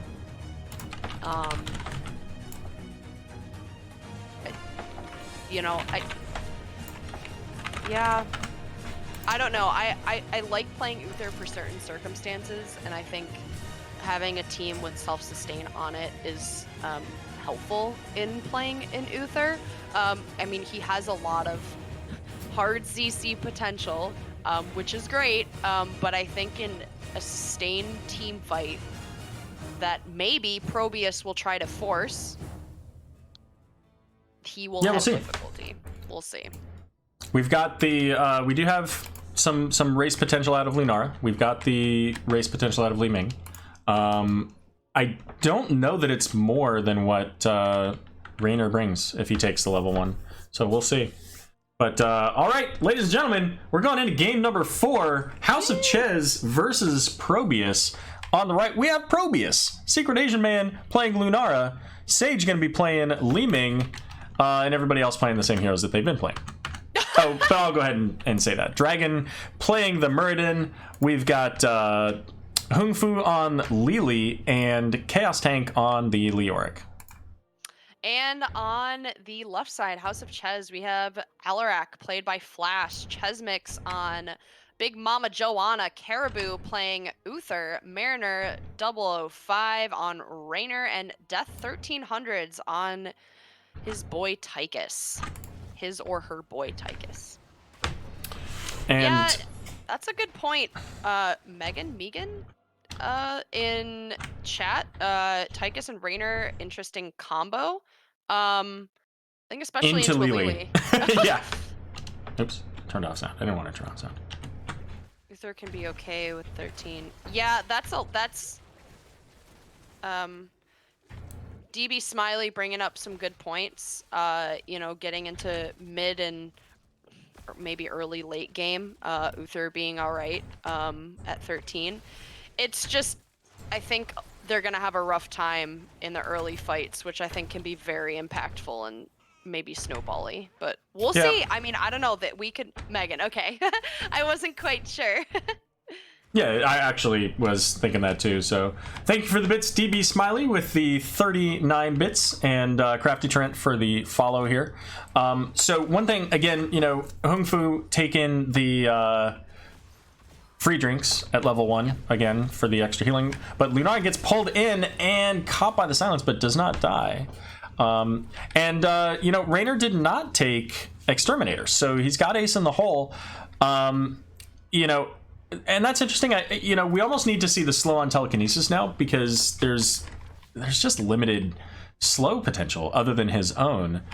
And Joanna taking, I mean, if Joanna goes, what is it, punish? I'm like, sorry guys, it's been like 2 weeks. The extra Subdue? slow on her, yes, thank you. For punish, thank you. Yep. Yeah, the extra slow, you know, that's great. You know, Uther with the easy point and click stun is great. I don't know what other forms, I mean, Joanna's pull, but Yeah, Condemn gets the stun. You've got the, you know, Raynor's zone slow. You've got the stun from Uther. So, I mean, it's not 0, but, I mean, the race value just is much lower here. sure. Now, that being said, I'm already triggered. I'm done. ProBUs has lost this game. because Sage took Power Hungry on Battlefield of Eternity. I'm over it. I'm done. Go House of Chez. Guys, come on now. DB Smiley, #1 with the bits. Now, I should say that last time I got triggered over a ProBUs comp, they came back and just carried super hard, so who knows. Yes. But the Power Hungry it's just not great value on a map where you almost never get globes when you need them. So here we go. We're into this team fight here, and the bomb's coming out from Sage. Did take dominance, so he's not getting the orb resets. But it is a defensive posture here for ProBUs.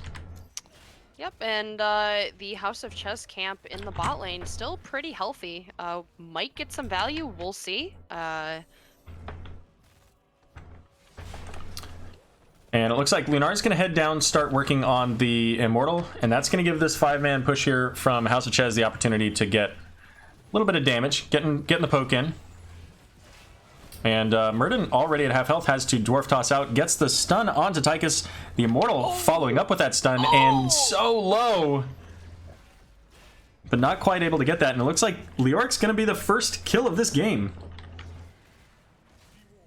Unfortunate, just a lot of damage. I think ProBUs had the potential to finish off the Tychus if they would have pursued a little bit harder or maybe been in a better position. I'm not quite sure, to be honest, but maybe they're going to opt to race here, which I don't think they win, but I don't know. I mean, it's possible if Li Ming can avoid and actually get damage in there.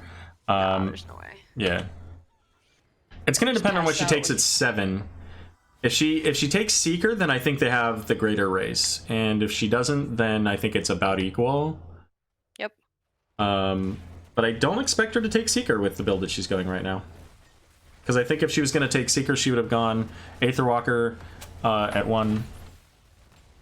But we'll see. Level 7's here, now available for Chez Mix, as they picked up the first Immortal. It still has about a third of its shield from the team fight phase, or Immortal phase, I guess. Oh, she did take Seeker. All right, well, fair enough. What do I know?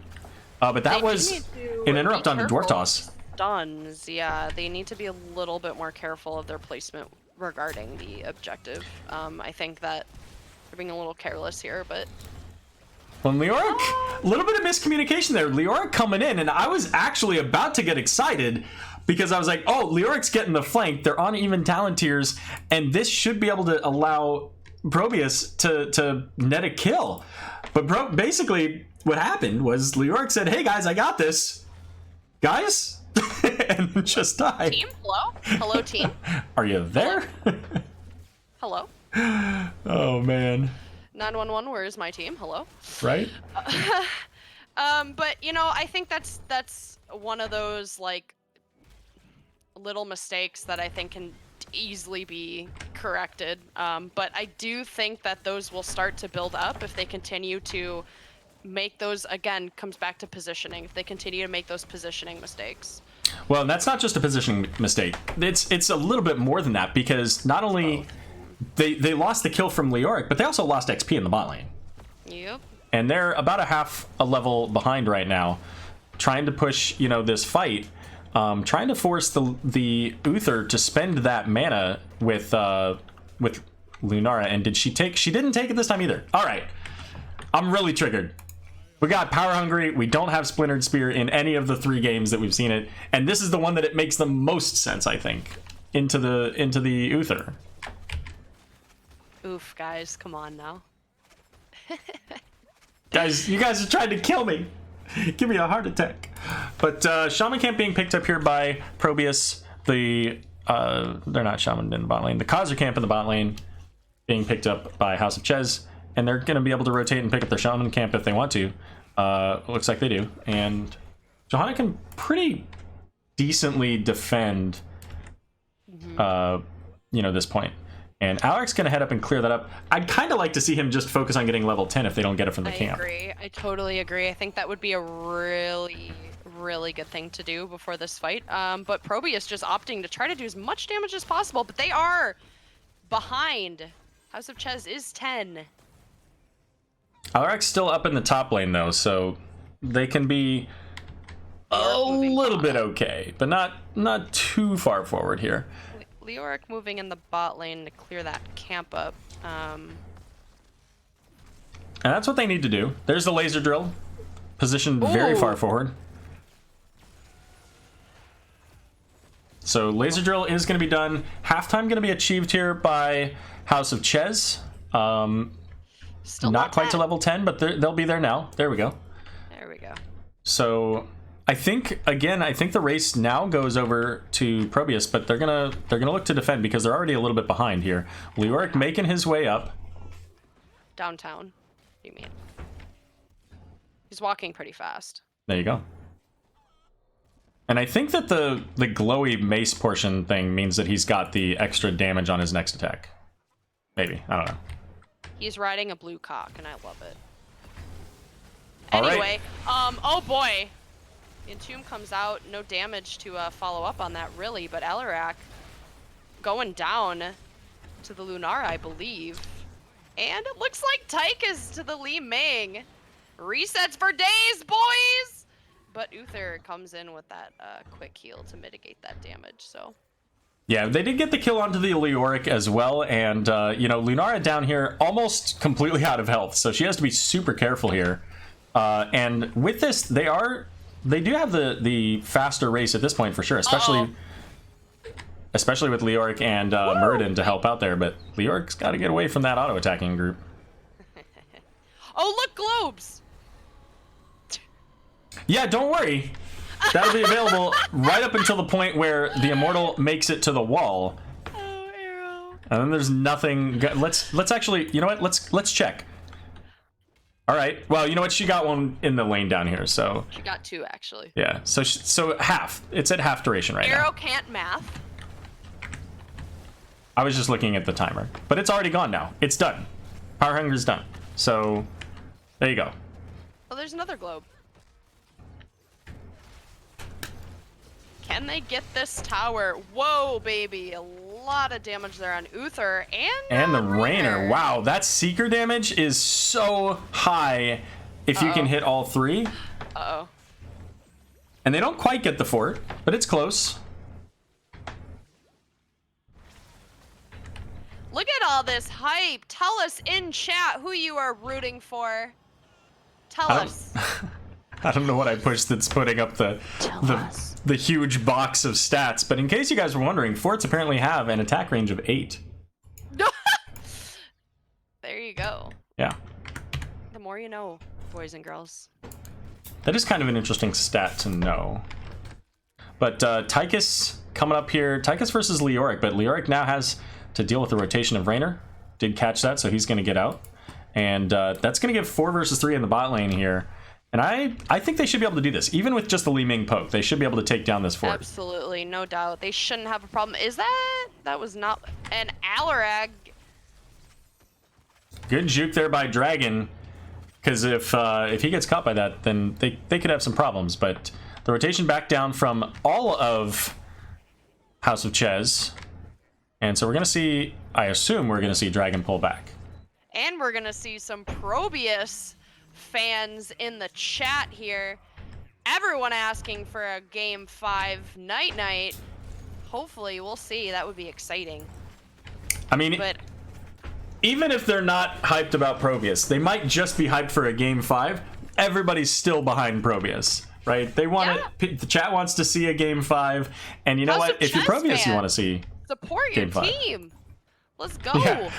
House of Chez fans are just like, whatever, they'll win. That's fine. I don't need to support them. But let me tell you, like, there's a lot that goes into this. And yeah, granted, the teams aren't likely paying that much attention to chat, at least. Hi, Joanna. Yeah, I was going to say, I don't like seeing the Leoric going in, unless he's got the 13, maybe. Which he did not take. No, so he took Spectral Leech. So, oh my god. See, and this is another opportunity. Now, this one's not triggering me, because, for one, I don't know that much about Leoric, but for two, because I don't actually have that much invested in this. Spell power on Lily, oh baby. But I think that they could have, I think they could have taken that damage reduction and really helped. Like, Leoric could just 5th game slow is best down game. all of this. Uh-oh, Lenara in trouble. The cleanse coming in a little bit late. A 4-man Entomb will not... They get the counter kill onto Tychus. Woo! And that's going to give Li Ming the opportunity to get some more damage, but she doesn't have a whole lot of mana here. But Caribou on Uther getting low, but Caribou can still heal when he dies, if so. Man, those missiles just... And the resets! But no mana. Yeah, who if only cares? There was a glow. Who cares? Guys, Aero's very passionate about this. I mean, I think I'm level 97 on Li Ming. I play a lot of Li Ming. She's one of my favorite heroes. I mean, are you sure? I really couldn't tell, Aero. Yeah, yeah. Like, I think you're just pulling stuff out of your butt. Well, you know. A Whatever lot works. of pressure in the top lane coming from ProBUs. We'll see how much they can get out of it. Half a shield, just over half a shield. Probably gonna get this fort. Maybe more. We'll They see. have Maybe level couple. 16 advantage here. So if they can get a good stun, you know, that Stormbolt onto Johanna, not quite what they needed, but there's the onto the Rainer, and look at how much he takes. Holy smokes! I'm not sure if you guys are aware of the the Control-Alt-Deleted concept, but that is literally what happened to Rainer right there. Unfortunate, but really good combo and a really good focus on damage. I think that was a good initiation. Only got one, but the DPS was there, ready to go. That's the engage we've talked about all night that they needed. Yep. And look at the orb damage just bursting down this team, and there goes the laser drill as well. Almost instantly gone. And this Immortal still has a lot of health. So that's going to be something that House of Chez has to deal with. And I like this. They got the fort, they got the keep, they can pull back now and clean up in the bot lane. There aren't any camps available to get. Oh, the bottom one's just coming up, so never mind. Just spawned though. It literally just spawned. So, I mean, at the time there really wasn't. But yeah, I think that, like you said, that's the fight they're looking for. I think that their ability to focus damage and that was great. And the proximity of the DPS was really good. I don't think they go top. I think they should be pushing in bottom with this right now. I think that they've got a camp. They've got a catapult. They could get keep damage. I mean, if you're House of Chez, you're trying to catch up right now in XP. And so, well, you know, maybe it prevented the rotation or the push top, which would have given them 16 faster. But I don't know, maybe this maintains the lane pressure top. I'm not quite sure, but I definitely agree with you that they probably could have gotten at least the wall bot lane. So we'll see. Maybe looking for a... Oh no. This Shaman camp is coming up. I don't know how I feel about Lunara being right there. I'm not gonna lie to you. Yeah, I mean, there's a reason really. she has a wisp, right? So you don't have to stand next to it. Not really feeling that. But they are going to move in onto this point. This is dangerous. They're on equal talent tiers now. All ultimates are up, so both teams have a chance here, but they do get it. Mm-hmm. Yeah, I mean, maybe they figure... Yeah, maybe they figure it's going to go bot. We can clear it right away. We still have time for the Immortal. You know, I'm not quite sure, but... yeah, and you know what? With Li Ming having Mirror Ball now, that additional damage on the Immortals with Seeker is just disgusting. I mean, she does probably 1,500 to 2,000 damage with every Q, and that's every couple of seconds. And the Immortals are stationary, so she can hit those three easily. Oh my god, that would just have held Joanna. Holy There's the laser drill, and they're going to go ahead and back out. I like this call, especially with the Li Mings just doing work here, demolishing the Alarak. And you know what? Us support players and tank players, you know, sometimes we like to poop on you DPS players for not doing your job. But I gotta say, Sage, you're doing your job. Oh, that Really orb well. so close. The Entomb in onto the Rainer, and this time they do have the leap, the stun, the damage coming out. But Lunara gets taken out. But now Tychus going down, and the reset's coming in from Li Ming. Almost has the kill on to Uther, but not quite. Now she gets it. Now the resets, and she's looking for Flash. And there's a big orb gonna help get it. Does she? She does. 4 kills to none, and only Johanna left alive, and they can burn this Immortal so quickly. 4 kills to 1, Aero. Did they? Oh, well, Yeah, yeah, give okay. credit where Lunar was credit is early. due, Aero, Sorry, okay? my bad, my bad. rude, They got okay? the kill on Lunar. And this is not the safe play, but I think that Li Ming she doesn't have any mana. This is, I don't know. I don't know if they can do this. This is freaking me out, boys. Here we go. It might work for them. Especially if Seconds, Tychus is back.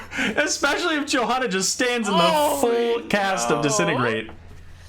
And now they have catapults. This is much more likely.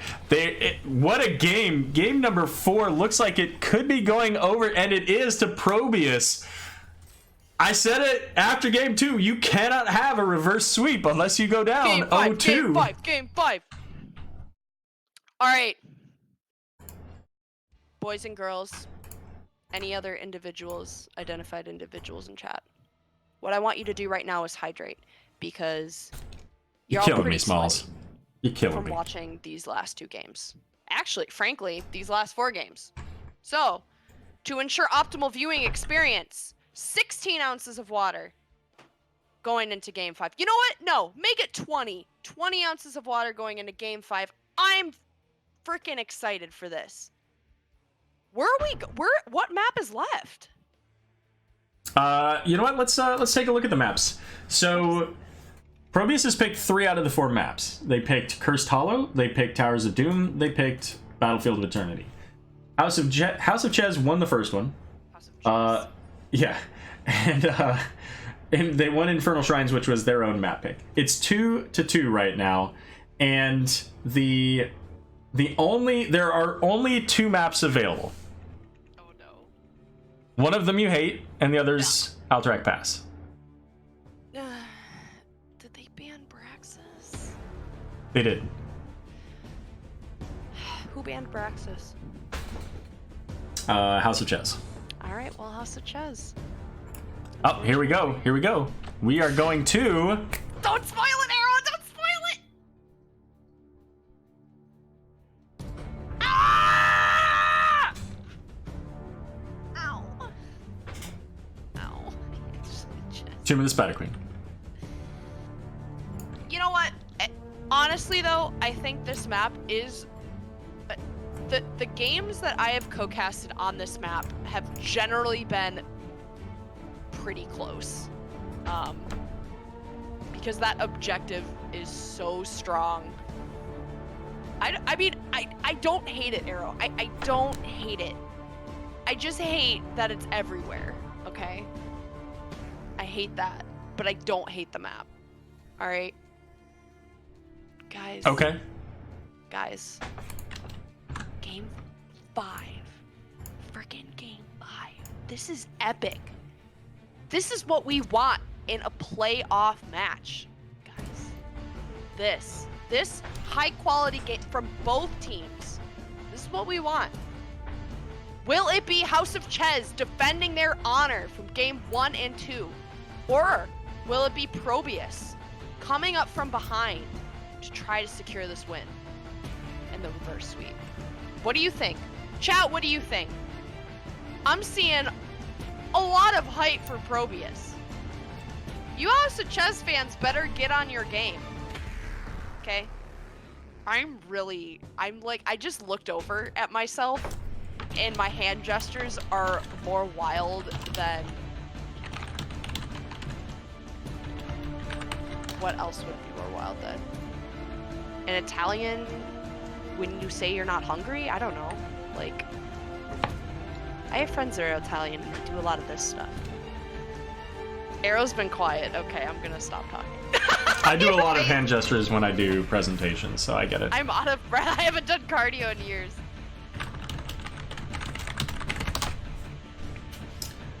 Oh, stupid ads. Wait, can we get like... Oh, whoa, no, I'm not.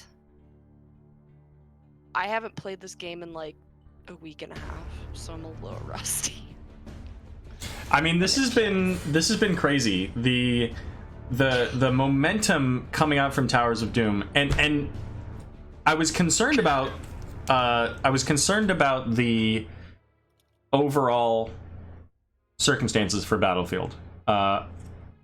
I was concerned that ProBUs hadn't been playing what they needed to be able to win the game when they needed to on Battlefield. They did. They took some suboptimal talents, but I'm not going to harp too much on that. But that momentum, like, they literally were seconds away from being out for the season. And that whole team had to be at a hype level of 100 out of 10 for that moment. When they won that game, I can only imagine what their voice comms were like. Oh my god, so insane finals. Yeah, 7 days to clip it. And then they go into Battlefield of Eternity. They get some fantastic team fights. They get the blow up out of Li Ming. You know, not for nothing, Sage carrying, you know, the damage again. Ultimately, now, that's not to say that the rest of the team didn't do what they needed to do, right? Leoric got the entombs that needed to happen to make those kills work. Muradin got some great stuns, and this time onto the Alarak, onto the Raynor instead of onto the Johanna. And with the follow-up damage from Li Ming, the consistent poke damage coming out of Lunara, and all the while, Lili handing out cups, keeping everybody alive. So as a team, they did what they needed to do in that game much better than they did in game 1, game 2. And you know what? If I'm a betting man at this point, I'm betting on ProBUs. They have so much momentum at this point, and they are feeling super high. With energy. Let's clarify. Apparently there was a lot of yelling. I'm not surprised. I'm not gonna lie to you, Aero. The past, like, entire minute of whatever you were just saying, I was not listening. I was watching the clip. So I heard you talking in both places. Anyway, but I think, to be honest, I think these last 2 games started in draft. I think ProBUs was a little bit more... played to the map is not the right word. I don't know. I think they were a little more thoughtful in their draft. And just, I think they had more CC or more whatever they needed. You know, in the case of BOE, it was burn. And I think in the case of towers, it was CC and ability to take advantage of those entombs. So, oh, he bet on pro. That's not good. That's, you know what, to be fair, that's true. Both, you know, it seems like every time that I'm like, ProBUs is doing things wrong, they prove me wrong and they win the game. So now that I'm like, hey, hype train on ProBUs, you know, that could be a problem for them. But we'll see. You know, ProBUs is looking strong these last couple of games. House of Chez was strong the first couple of games. You know, I feel like that moment that I mentioned when they were down 15-10, where ProBUs was down 15-10, and the pressure's on, and they have to make something happen to win that game, that's the pressure that's on House of Chez at this point. Now they're the ones that are down 2-0. Hold up. This is interesting. Not 2-0, 2-2. So we moved off of the double support ban. Yeah, they did that in game 2 as well and banned out the Johanna then. They picked up Anubarak and... well, Anubarak was first, and I think Gul'dan was their second pick there. There you go.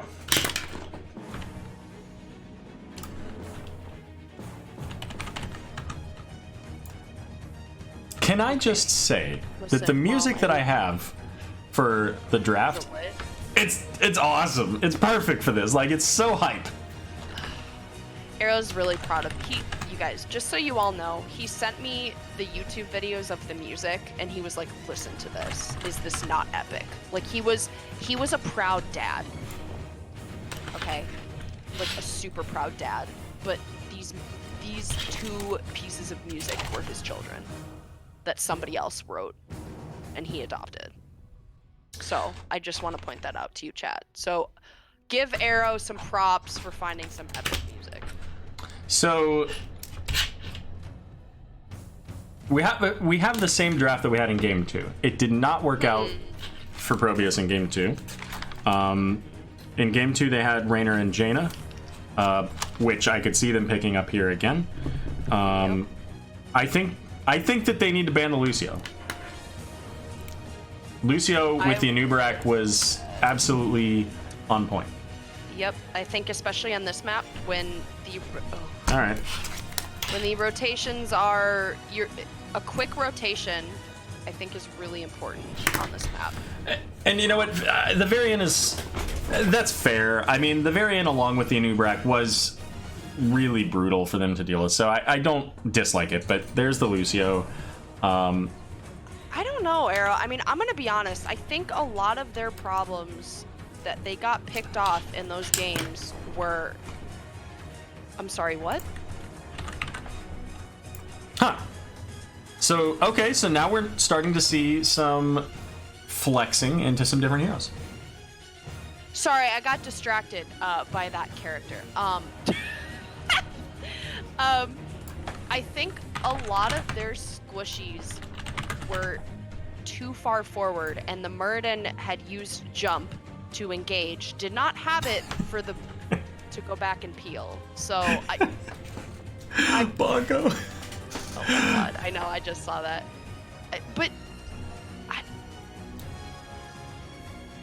Oh my goodness. Oh, baby! Rackham bringing in the subs. Thank you very much, Rackham. Greatly appreciate it. 2 fire boys! I love me some fire boys. Interesting. Well, chat, tell us, what draft do you like better, and who are you rooting for? Tell us. Tell us, chat. So Porky, Josh Sill, who else?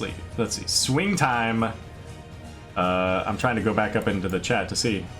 Trying to scroll back. Garth Cherrywood, Arubao? Aruba? Yeah. Oh, that's Aruba from ProBUs. Oh.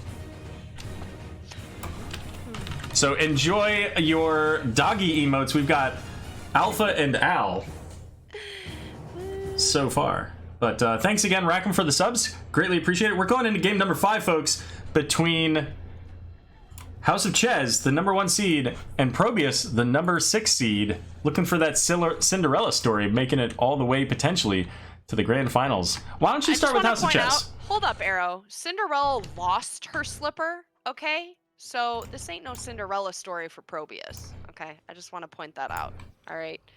They're trying to... Yeah, they lost the two games at the beginning. That's like losing their slipper. That's what I want to point out. Yeah. All right, I will... No, Aero. I will start. So on the left side, House of Chez, we have Flash playing Gul'dan, Mariners 005 playing Fiery Boy number 1 Blaze, Chesmix on Anubarak, Death 1300s on Fiery Boy number 2 Ragnaros, and Caribou, not Coffee, on Lucio. All right, and for ProBUs, we've got Dragon 478 on Murd, and I feel like I've said that once or twice. Hung Fu on Stukov. Chaos Tank back on the Leoric. Secret Asian Man on Jaina, and Sage on the Raynor. And you know what? They banned out the variant. The variant was a big problem for them in game 2. This is the exact same comp they had in game 2. So we'll see. I mean, Blaze can do some charge in and cause some problems, but he doesn't get the armor reduction that variant does.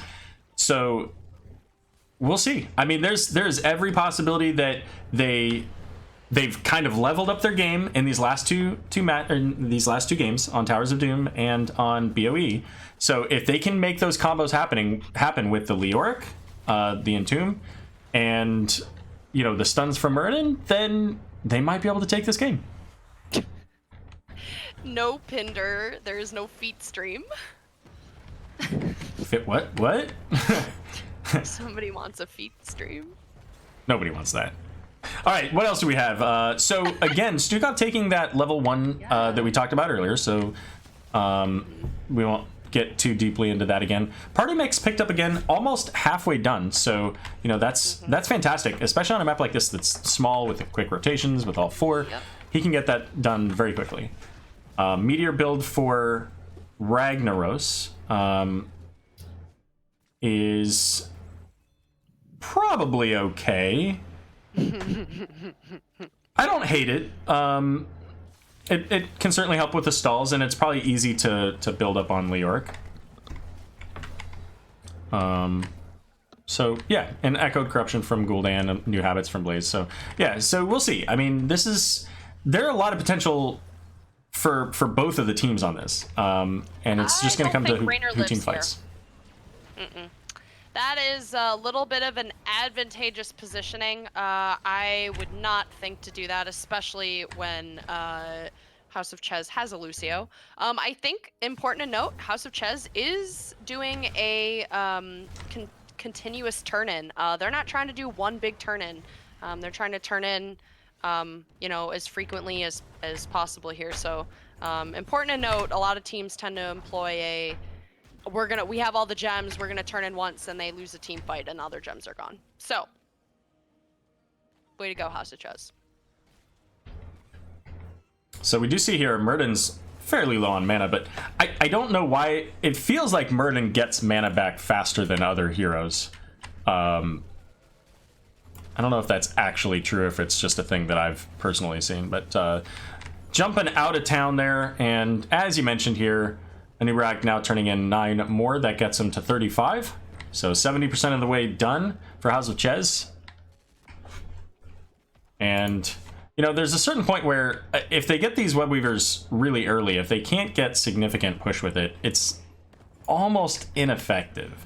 So we'll see how quickly... Oh, there we go. So 3.5 minutes. I mean, these are 3-minute Web Weavers. They don't have a whole lot of health. I'm interested. Did Rainer take Ace? He did. Okay. He did, yep. So, so these should be able to be cleared fairly quickly. We don't have a ton of talents yet. So it's not the end of the world that for ProBUs that House of Chez got this. For sure. I think it is important, though, that they make sure they rotate and they don't leave, they don't take too long to do this.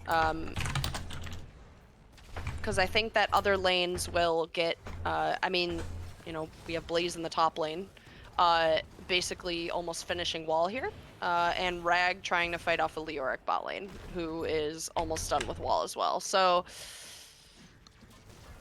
the bot Web Weaver's just about done, and so the wall is going to be done here in the top lane. That's pretty good for House of Chez being able to get the walls down. Doesn't look like they get any of the wells. But they do still have some minions here, so they're trying to maybe get some additional damage. And they do actually get the top well. So that's pretty significant value from a very early Web Weaver. So, good positive trade for them on the turn-in. And they're halfway now to their next turn-in. Yep, I think they're just gonna try their best with the mobility that they have to make sure they're, always checking the turn-ins and denying any of the turn-ins. We have a 2v1 here in the bot lane against Fiery Boy, Leoric, and Murden. Murden backs off a little bit. But Anub'arak's taking a lot of free damage here. Again. Yeah, and he did stall out the Murden, so, Murden's going to get the turn. It looks like we're going to get a turn here now from ProBUs. Anub'arak diving into 5. Ragnar's not quite nearby just yet, but Blaze is caught in a... body blocked. Just cannot get out. He's a big boy. And Leoric continuing to go in. Doesn't have a whole lot of health. I'm actually surprised he made it out of there. He thick with 2 Cs. There you go. Yeah, I think House of Chez, actually, now that I'm thinking about it, has some really good CC and combo potential with the Blaze and then the Anubrak follow-up. I think that forces both players and the DPS to make sure that they're actually ready for that engage, as opposed to not, you know, varying similarly, which is why it was effective. But a big push top lane, and they get the wall much quicker. And Anubrak is walking in here, but he's very slow, so he's now walking away. So just free damage, but Dragon's got to be careful, does leap out using that Dwarf Toss here. They do not get the well in the top lane. Let's take a look and see what they got elsewhere. Nothing in the mid lane, even there's not a scratch on those walls. And the bot lane, just the wall. So definitely House of Chez got more value out of their earlier Web Weaver turn-in than ProBUs did here. And they're about equal in gems as well now. I think they forced, I think what happened with that was House of Chez forced up the lane in mid, and I'm not sure if that affected the spawn, potentially giving them a couple more seconds of, you know, walk time with the spiders. I'm not quite sure though, but that's what it looked like they were doing. A rotation in onto Blaze. He does pop the Pyromania, so giving him that unstoppable. This is a 10...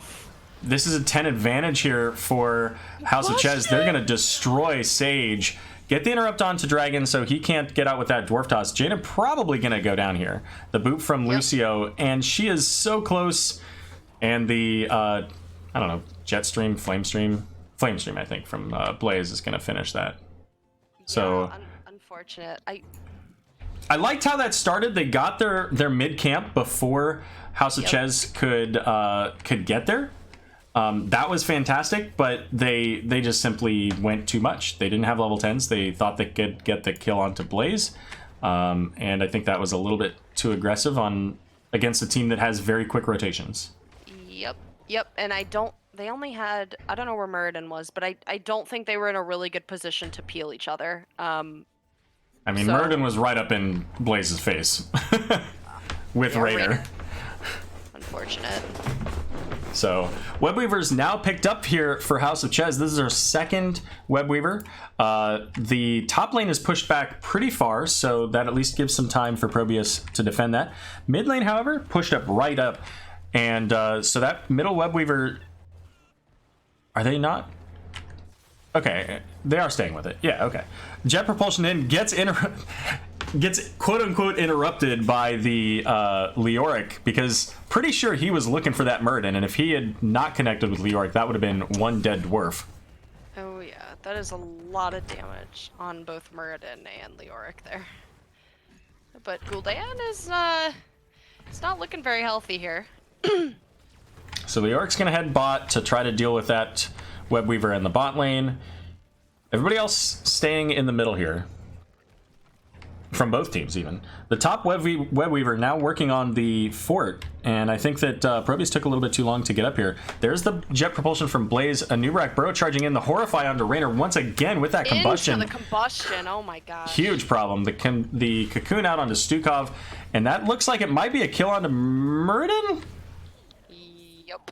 And Jaina needs to pick up those gems. They're right next to you. There you go. The Stukov going down from that cocoon, that was no big surprise here. And Ragnar's popping that Molten Core. This is going to get the keep wall, and they're going to get a lot of damage onto this keep even. Maybe, I think they could even take the keep. There's a lot of minions here to put pressure on this. This is a really, really big and important push for House of Chez here.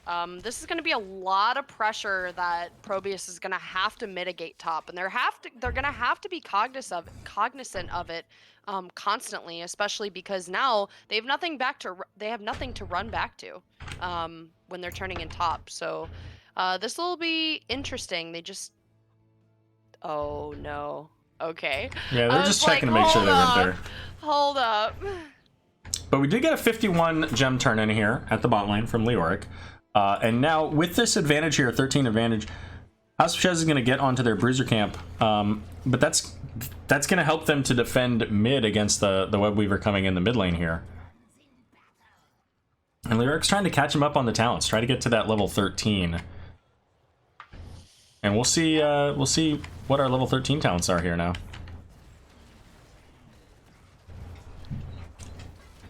And here we go. Blaze right up in the team, and again, he's got the ability to hit that unstoppable, so he can get out pretty easily.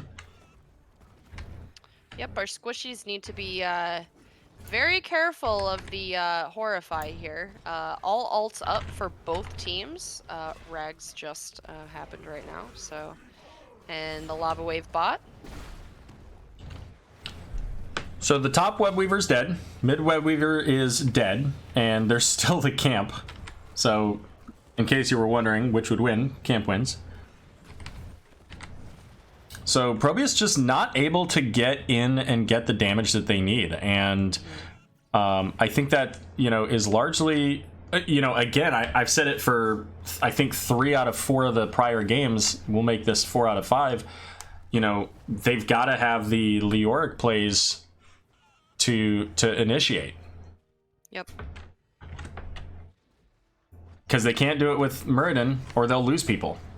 Yep. If he goes in. I think Muradin is... I think they're trying to use Muradin for a different way. I mean, I know a lot of people use Muradin Tyrande just for the hard CC, the CC chaining, and they're not using him that way. They're barely using him to peel. So... they're not. They don't really have any the stuns. So, yeah, they don't have anything to chain though. I mean, like exactly. Entomb, I guess maybe. Yeah, no idea. And I think the last time Stukov did not take the root and is not taking it. I believe actually maybe that's at 16. I can't remember. No, it's at 13 or 16. But that root can root multiple people, which could help secure potentially a stun and entomb. So we see the rotation here from House of Chez with 16 advantage coming in and invading the camp. That's a good call from them. Yeah, absolutely. Yeah, they have all the opportunity. Play, but I mean, aggressive. Totally feasible, especially with that level advantage. Whoa, Jaina. Yeah, taking so much corruption damage from Gul'dan there, both Jaina and Muradin. Yeah, that is not a corridor you want to be in. A straight corridor is not where you want to be. And, you know, House of Chez is getting to the point where they could, if they win any kind of team fight, even just getting 1 or 2 kills, they can pop boss, they can get Web Weavers. And right now, almost looking like that was going to be the team fight, but Hung Fu popping off with the flailing swipe and keeping Muradin in this game. Because if Muradin goes down, they potentially have, you know, they only need a few more gems. They go get the gems while getting the boss. They get a double turn in, or not a double turn in, but they get the boss to turn in, they win the game. Yep. So ProBUs is gonna have to, like we said last time, they're gonna have to make a play here. Whether that's maybe not right this second though, because they're not 16. Yeah, maybe not right this second, but they're gonna have to make a play, you know, soon, because Chez is gonna turn in, and I mean, it's going to be a lot of pressure in all lanes. Potential to lose all 3 keeps. There's already 1 down. And that's a lot of structural pressure, or lane pressure. So Blaze is turning in top. That is going to net them the Web Weavers. And we now do have Raynor going back to get the XP in the top lane. So that should get them level 16. So here it is. Lava Wave going in bot. So that's going to put that Web Weaver all the way up to the bottom keep, and we see already here House of Chez making the team's way to the wall. Downtown. They've got the beetles to soak up the shots, so they can deal with this. Really fast. Aero. I'm choosing to ignore you. I know. I can tell. I know, Megan. I know. I'm sad. But you get me. You get me. All right, so Dragon already at half health here. There's the silence onto the Gul'dan, and again, you know, Muradin's really far forward here. There's, like, he doesn't have the Leoric to set up the plays. That was... All right, well, there's the disengage. Stukov really needed that. The fear going out onto Jaina, I think that's fine. They're okay there. But Blaze now, they need to turn and kill the Blaze. Turn around, kill the Blaze. He's all by himself. He has no... Thank you. There we go. Yes. And that's exactly what they need. But they do have catapults on the core, so they have to deal with that. Yep, Gul'dan looks real juicy, you know, but yeah, the Blaze was not leaving. I mean, I would have been, that would have been really unfortunate if he just walked away. But it's an opportunity for boss, an opportunity to put pressure in the top lane. And a boss turn. For sure. Again, except it's going to be ProBUs here. I mean, House of Chez has no, they're not even close. It's not even like they can go and, you know, give up boss and turn right away. So, so this'll be interesting. We'll see how they Fitbit stop. I don't want to go to bed. Sorry. All right, so now Murden's working on turning in his gems. That'll get most of them. The rest of the team coming in, so Murden will be able to zone. And they're going to get some damage onto this boss early, but it's just 2 of them. And now if I'm Murden, you need to watch for the Molten Core. Okay, so he doesn't use it here, which is good, because I think that would have been a terrible idea. You can sacrifice this for it, especially since the siege camp is going in the bot lane. They may very well get that bottom keep anyways. They're relying heavily on this pressure top lane. And this lava wave does a lot of damage if you're standing in it. And so does Molten Cores, so they're gonna need to be really careful here. And Jaina's really far forward. Murden's really far forward. Jaina's cocooned. Murden's feared. Everyone is in combustion. What is happening? Sage is completely isolated, is gonna go down here. The boss is on the fort, the keep rather. The Web Weaver getting some damage there as well. Hung Fu trying with the silence, but Burrow charge out is Chesmix.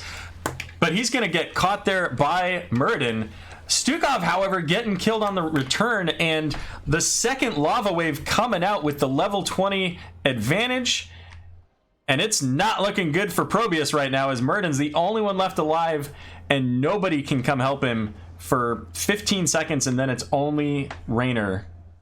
I don't think you continue that fight. I think you disengage. I am a little bit...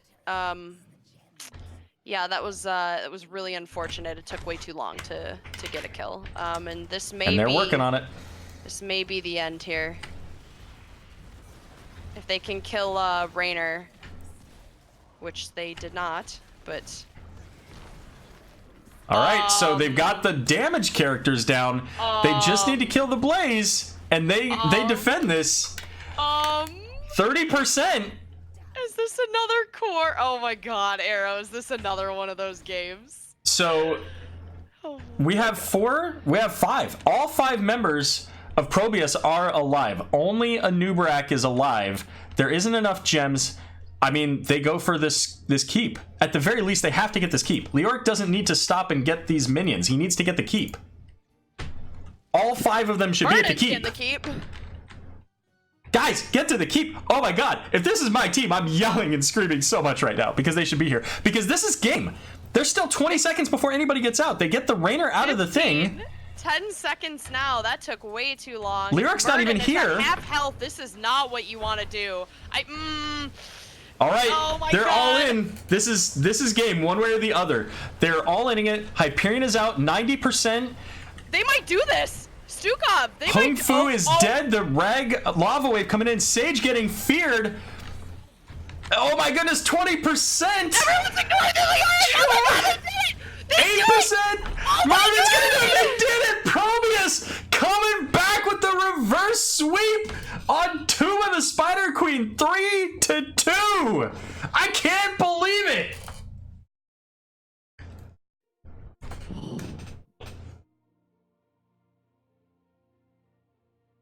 Listen to Aero. I know Zool rules, right? Listen to me. I'm telling you, gotta go, guys. You gotta go. Stop with the minions. They don't help you win the game. Oh my goodness, what a game! I wish we had a game 6 at this point. That was absolutely crazy. I don't even know how to process this right now. Well, I tell you what. I'm gonna put up a point for ProBUs because they've earned it, and let's go hop into an interview channel, huh? All right, guys. I will meet you in lobby 5. Sounds good. Oh, hi. Imagine not being the first person here.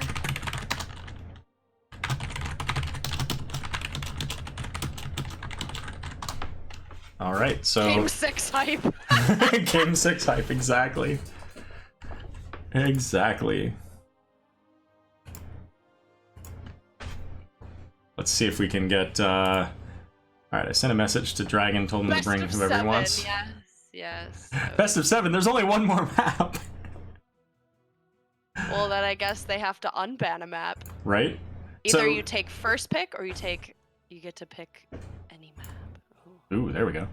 So, chat, post your questions here for ProBUs. Hey guys. Welcome. Ooh, hey guys. Hey. So I see 3 of you. There's 4. There's 5. God. I think it's all of us. Is that everybody? 1, 2, 3, 4, 5. We're missing someone. Aruba? I'm Yeah. We're missing. Chaos thinks Aruba. Yeah, we're missing. Oh, We're missing Secret Asian Man. Yeah. He's the no-show. all right. Well, fair enough. 19. Guys, congratulations. You guys just had a reverse sweep. You guys beat the number 3 team. You beat the number 2 team. You beat the number 1 team. And you guys are now going to the grand finals. Yeah. Oh my goodness. Whatever sort of primal scream I let out there at the end of that match. It's actually kind of strained by obliques right now. I'm kind of in a little bit of pain. But that's okay. I'll power through it. Have you seen the clip from game? Was it 3? Game 3, I believe. Yeah, I was kind of living there in the moment, watching those things go off all around me, and I was like, "Oh, this is a YouTube video." You guys should absolutely watch the clip. It's kind of because Aero and I were like, Aero and I were screaming. It was, listen, every single game in this series, all 5 of them had positives for both teams. All 5 of them were intense. And you guys, your level of play increased from, kind of mid-range in games 1 and 2, where you were just a little bit outside of where you needed to be, to game 3, getting that momentum, game 4 being 100% you, and then game 5, kind of scaling back a little bit. I gotta say, Chaos Tank stopping by to kill some minions on your way to winning your core. Like we gotta have a conversation about this. I mean, to be fair, we told him to do that. that was a group call, unfortunately. Yeah, right. We wanted to at least clear a kata or 2 just to make sure that we didn't get reverse winions on our own core. So it was a lot of math to process real fast there. So it was just like, let's just do the safe thing, Mr. Chaos Tank. And that's fair. It's okay. And it's funny because I think Bongo in chat had mentioned a couple of times, Aero's putting down talents again because they took Power Hungry on Battlefield of Eternity, and they took the Lily but didn't take the Blinding Wind talent, or whatever. And we of course were talking about that. Yeah. We actually had a conversation in game. Like, I think I'm sure. for this talent right now. Well, there you go. You know me so well. The funny thing is, if he didn't take Power Hungry, we probably couldn't have finished that core. Sage had no mana. That's fair. That's fair. Boom. There we go. Boom. I mean, if he had taken Astral Presence. Aero, just okay. But just But anyways, listen, okay, guys. Hold on. I'm gonna start with the first question. How hydrated are you? Oh my goodness! Don't even answer that question. So, listen. All right. 5 times, and I'm sweating through my hoodie. There you go. There you go. So let's. All right. Let me pull up the list of who's here. So let's start with Hung Fu. So Hung Fu, we've had conversations about the Lily in the past. Yeah. You love the Lily. I do. You appear to love the Stukov as well, and it worked out for you guys. But tell me, when you guys are making these drafts, you took Lily, 3 times, I think? Yeah, 3 games. Yep. Is it purely just comfort, or was there something specific you were going for into those teams, into those matches? I'd say it's a little bit of both. I like my little panda. I like drinking tea tea, lots of tea. Big fan of oolong, and green tea's pretty good too. But This is not real. yeah, I thought it was pretty good against what they had as well. Against on BOE, particularly against Tychus and close to that. Did they have Rainer? Yes, they did. Yep. Yeah. That worked out really well for you guys. Yeah, thankfully it did. And who does your drafting? That's usually me. So, game 5, you took the exact same comp you did in game 2. The difference in that is that in game 2 you banned out the Alarak. In game 5 you banned out the Varian. I was a little bit surprised that you banned out Varian as opposed to Lucio, specifically because of the map, and I felt like Lucio with the Anubrak had provided boatloads of damage. I didn't think you did anything wrong with it, but because I think Varian in game 2 was a major problem with the Anubrak dive. But what was it about this comp, this map, this setup that you said, you know what, let's just go back to that. Let's just do that. What was running through your mind for that? It's an excellent question.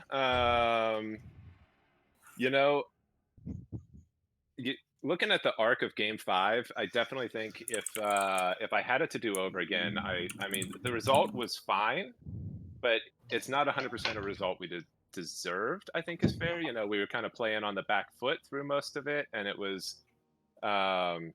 It wasn't until we were able to kind of lock them into late game team fights at key situations where we were able to kind of secure kills and operate that comp the way that we really wanted.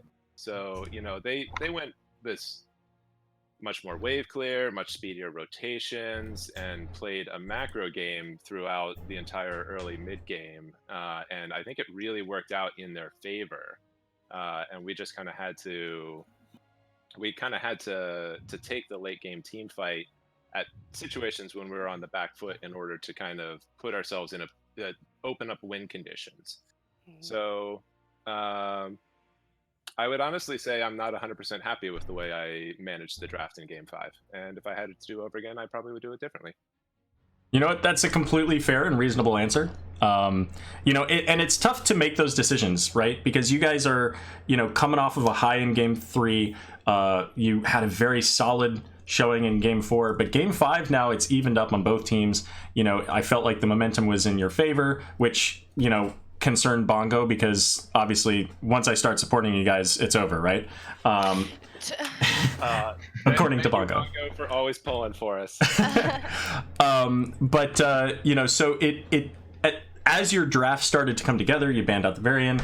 It started to, I started to see where you're going with it again, and I felt like it worked just fine. I mean, I felt like you guys were leveling up your game in 3 and 4, and going into 5, you only needed some minor adjustments in game 2 to make game 5 work.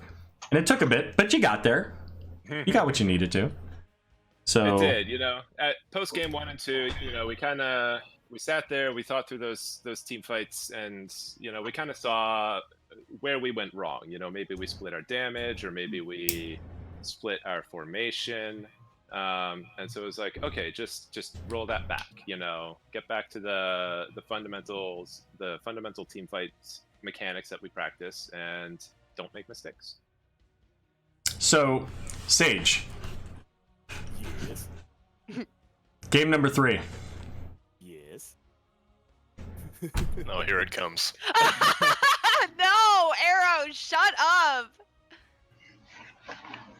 I mean, it's Aero. It's 3-3. You guys have 2 people dead. It's Leoric, Muradin. Muradin gets booped out. Leoric has to get onto the point. Kel'Thuzad shows up and deletes the entire team. I mean, how do you not feel like Bruno Mars at the Super Bowl after that, going out and being like, "Yo, I need some ladies." Like, what? Aero? Like, do you not just feel like the man of the hour at that moment? God's gift to literally everything. I gotta try to keep that in check. Like, my ego does not need that. And like, I peeped at the highlights channel in the NGS Discord, and I see it there. I'm like, oh no, I gotta hide this. I can't. There's still one more game to play. You need to look at it. Oh god, but that's like the one thing where you see it on like the subreddit or other people's clips, and it's just like, why can I do that? I'll play this guy. I'll keep playing this guy, and it never happens. There's never an opportunity, and that was just like, that wasn't the plan. The plan was, oh my god, they're gonna win the game. We need to do something, and it just worked out that way. When it all ended, I then took a breath because I needed one, and I bet. Then I was just kind of doing a little jig, muted my mic, didn't let anyone hear me celebrating.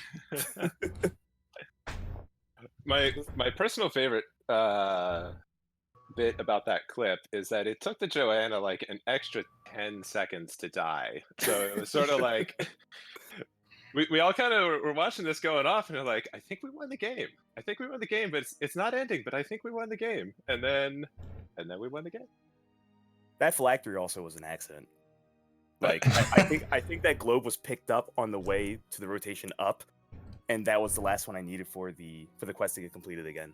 Nice. So it was a fortunate accident, happy accident, as Bob Ross would say. Nice. Happy little trees. Accident. So I'm not gonna to take all night here on questions. I'm gonna let Butte, if you've got a question or two, by all means, you can hop in here. Oh, cool. Obviously, you guys come in. You're the underdogs. You know, you're the little pups. You know, you're coming up against the big dog here. So game 3 comes out. Like, I seriously, like, what do you say? So what do you guys say to each other? What do you kind of tell each other in chat, like, throughout the game? Because honestly, you guys came out looking like a very different team. It looked very clean. It looked like everything was intentional. Everything was communicated. It just seemed like you guys needed a kick in the butt. I don't know what it was. So can you just talk about that a little bit between those games? I think we literally just said we're gonna play KTC. Yeah. I think it was if we're gonna go down, we're gonna go down in a blaze of glory. So. But you didn't pick Blaze though. I'm just kidding. No, please. Sorry. To be honest, we halfway considered Juice Pirates, but it was the wrong map for it. So. I don't know. I think I would have enjoyed seeing you guys medevac into the core on Towers of Doom. I'll tell you what, Aero, I would have enjoyed that too. If you're gonna go out, may as well, right? Yeah. What else you got, Butte? Other than that, that was my only question really that I had. I just think underdog stories are very interesting. And you guys cleaned up a lot, and like Aero said, I think you guys continue to improve throughout the series, which is really important, and it's really draining. So I'm sure you guys want to go to bed or want to take a nap or whatever. Maybe you're hyped up. I don't know. Everyone's been asking for a game 6. We had Redbeard saying we want a game 7 on Haunted Mines. Hell no. I will absolutely do that right now. I'm up for it. I'm cool. I'm straight. I'll play 1v5. I'm gonna get a beer. I'll be right back. Oh no. Yeah, there'll be no sleep. I just want to say, I mean, honestly though, like I just want to say, like, I really appreciate you guys improving throughout the series and not giving up. Like, you guys never played defeated. Sure, like, both teams made mistakes, and I think you guys did a good job capitalizing. So props to you guys. I hope for the best for you guys, and I don't know who you guys are playing. Do you know who they're playing, Aero? So actually, I was going to come back to that. So are you done, Butte? Yes. Okay. So wait, how much water did you drink? So the next match for Div D is going to be on Saturday, and it's going to be at 4 p.m. So that is between Bloodbath and Beyond and Clouded Mines.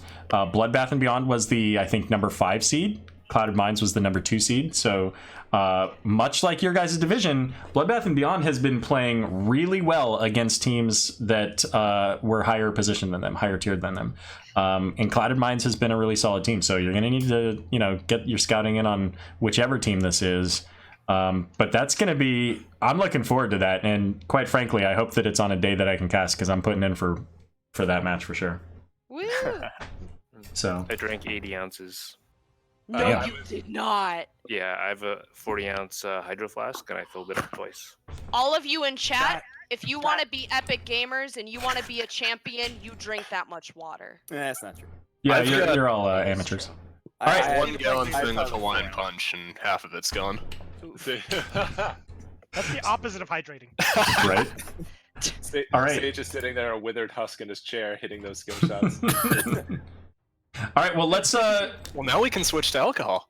Yeah. Indeed you can. So let's go ahead and wrap this up. So we're going to get to shoutouts in a second. Just anybody, as you know, we've done this before.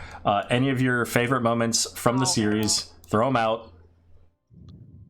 I think, I mean, it's hard to vote for anything other than that boss fight on game 3 with the Kel'Thuzad ult just going off over and over again. But Oh, I forgot about that one. yeah,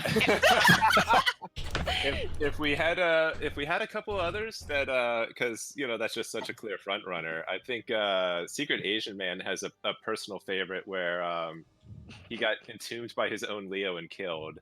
Yep. I remember that actually. That's really. Match. That was the same match. It was. Same match. But I think actually the moment that I really enjoyed was actually that game 5 back and forth on the boss. As I'm kind of like trailing 4 of them, going straight to core, just kind of trying to heckle them, take as much time as I can. And as I'm doing this, someone calls out in my chat. I think it was Sage calls out. Don't die. We can defend this. I said, don't throw. Don't throw. Don't throw.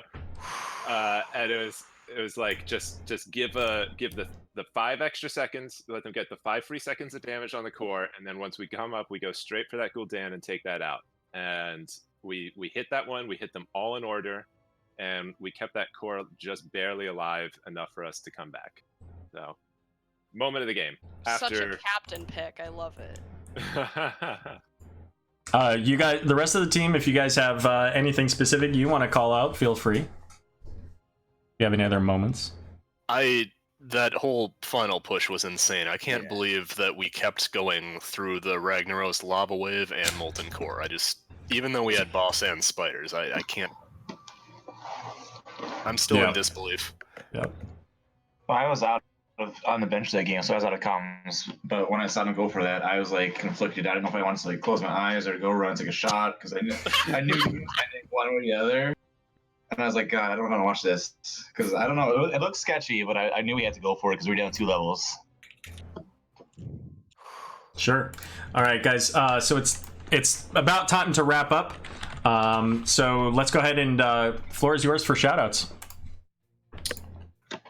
Well, normally I shout out my team, but they're all right here. So definitely a big shout out to you two casters. Love you. Always appreciate. Shout out to House of Chez. All I really wanted from today was an awesome game, and they definitely provided. delivered. Shout out to all my friends in chat, especially you, Bongo. Shout out to my lovely wife. Shout out to my beautiful son, who I wish could be home for this first NGS match, but at least he'll have the great recording to know that his father is a nerd. And shout out to everyone in the NGS who ever dropped us a GG, even if it was a BG. Aww. Anybody else want to say hi to their moms or whatever? They're all calling their moms asking permission. Like to thank my wife for letting me play this game. Aww. I think we heard her cooking dinner in the background. Yeah, she was cooking dinner, and then and then our renter dropped a glass lid on the ground and broke it right next to me. So they were vacuuming during game 3, 4. That was all that background noise? Yeah, that's why I had myself muted for like a long time. All right, guys. Well, if that's it, then thanks again for joining us tonight. Absolutely fantastic play, and good luck in the grand finals next week when you play against either Bloodbath and Beyond or Clouded Minds. Thank you for casting us. Hope to see you then. Thanks, guys. Excellent Alright, as guys. always. Guys. We'll make sure to drink a lot of water. Yes, thank Good you. plan. Oh God. And Get no me. pineapple pizza. Good plan, I guess. This team is my favorite. Just Dinner of champions. All right, guys. Good night, everyone. Good Good night. night, guys. Good night, guys. Dude, I'm calling you back. All right, well, that is going to wrap us up for the evening here, everybody. Butte, anything you want to say to chat before we go right over to Ziltoid's stream? No, aside from stay hydrated, I guess I will say, you know, even if your team is not in the playoffs, honestly, just watch these games. There's so much to learn. These are really, really good games. So just check it out. You know, playoffs are super intense. So that's all I got to say. Shout out to all you hydration people. And you, Aero. Thank you. Well, everybody, thanks again for joining us tonight. If you are looking for some more playoff action, we're going to be sending you over to the Div A final or semifinals here, also a best of 5. Saturday, there are 2 games, 4 and 8 p.m. Eastern. 8 p.m. is going to be Div B East. That's going to be right here. And the Div D East or D West game is going to be hosted by Bahamut Gaming. That's 4 p.m. Eastern time. And then there are a few games on Sunday, so make sure you check your calendar for that. But thank you again for joining us tonight. It's been an absolute pleasure, and we'll hope to see you again here soon.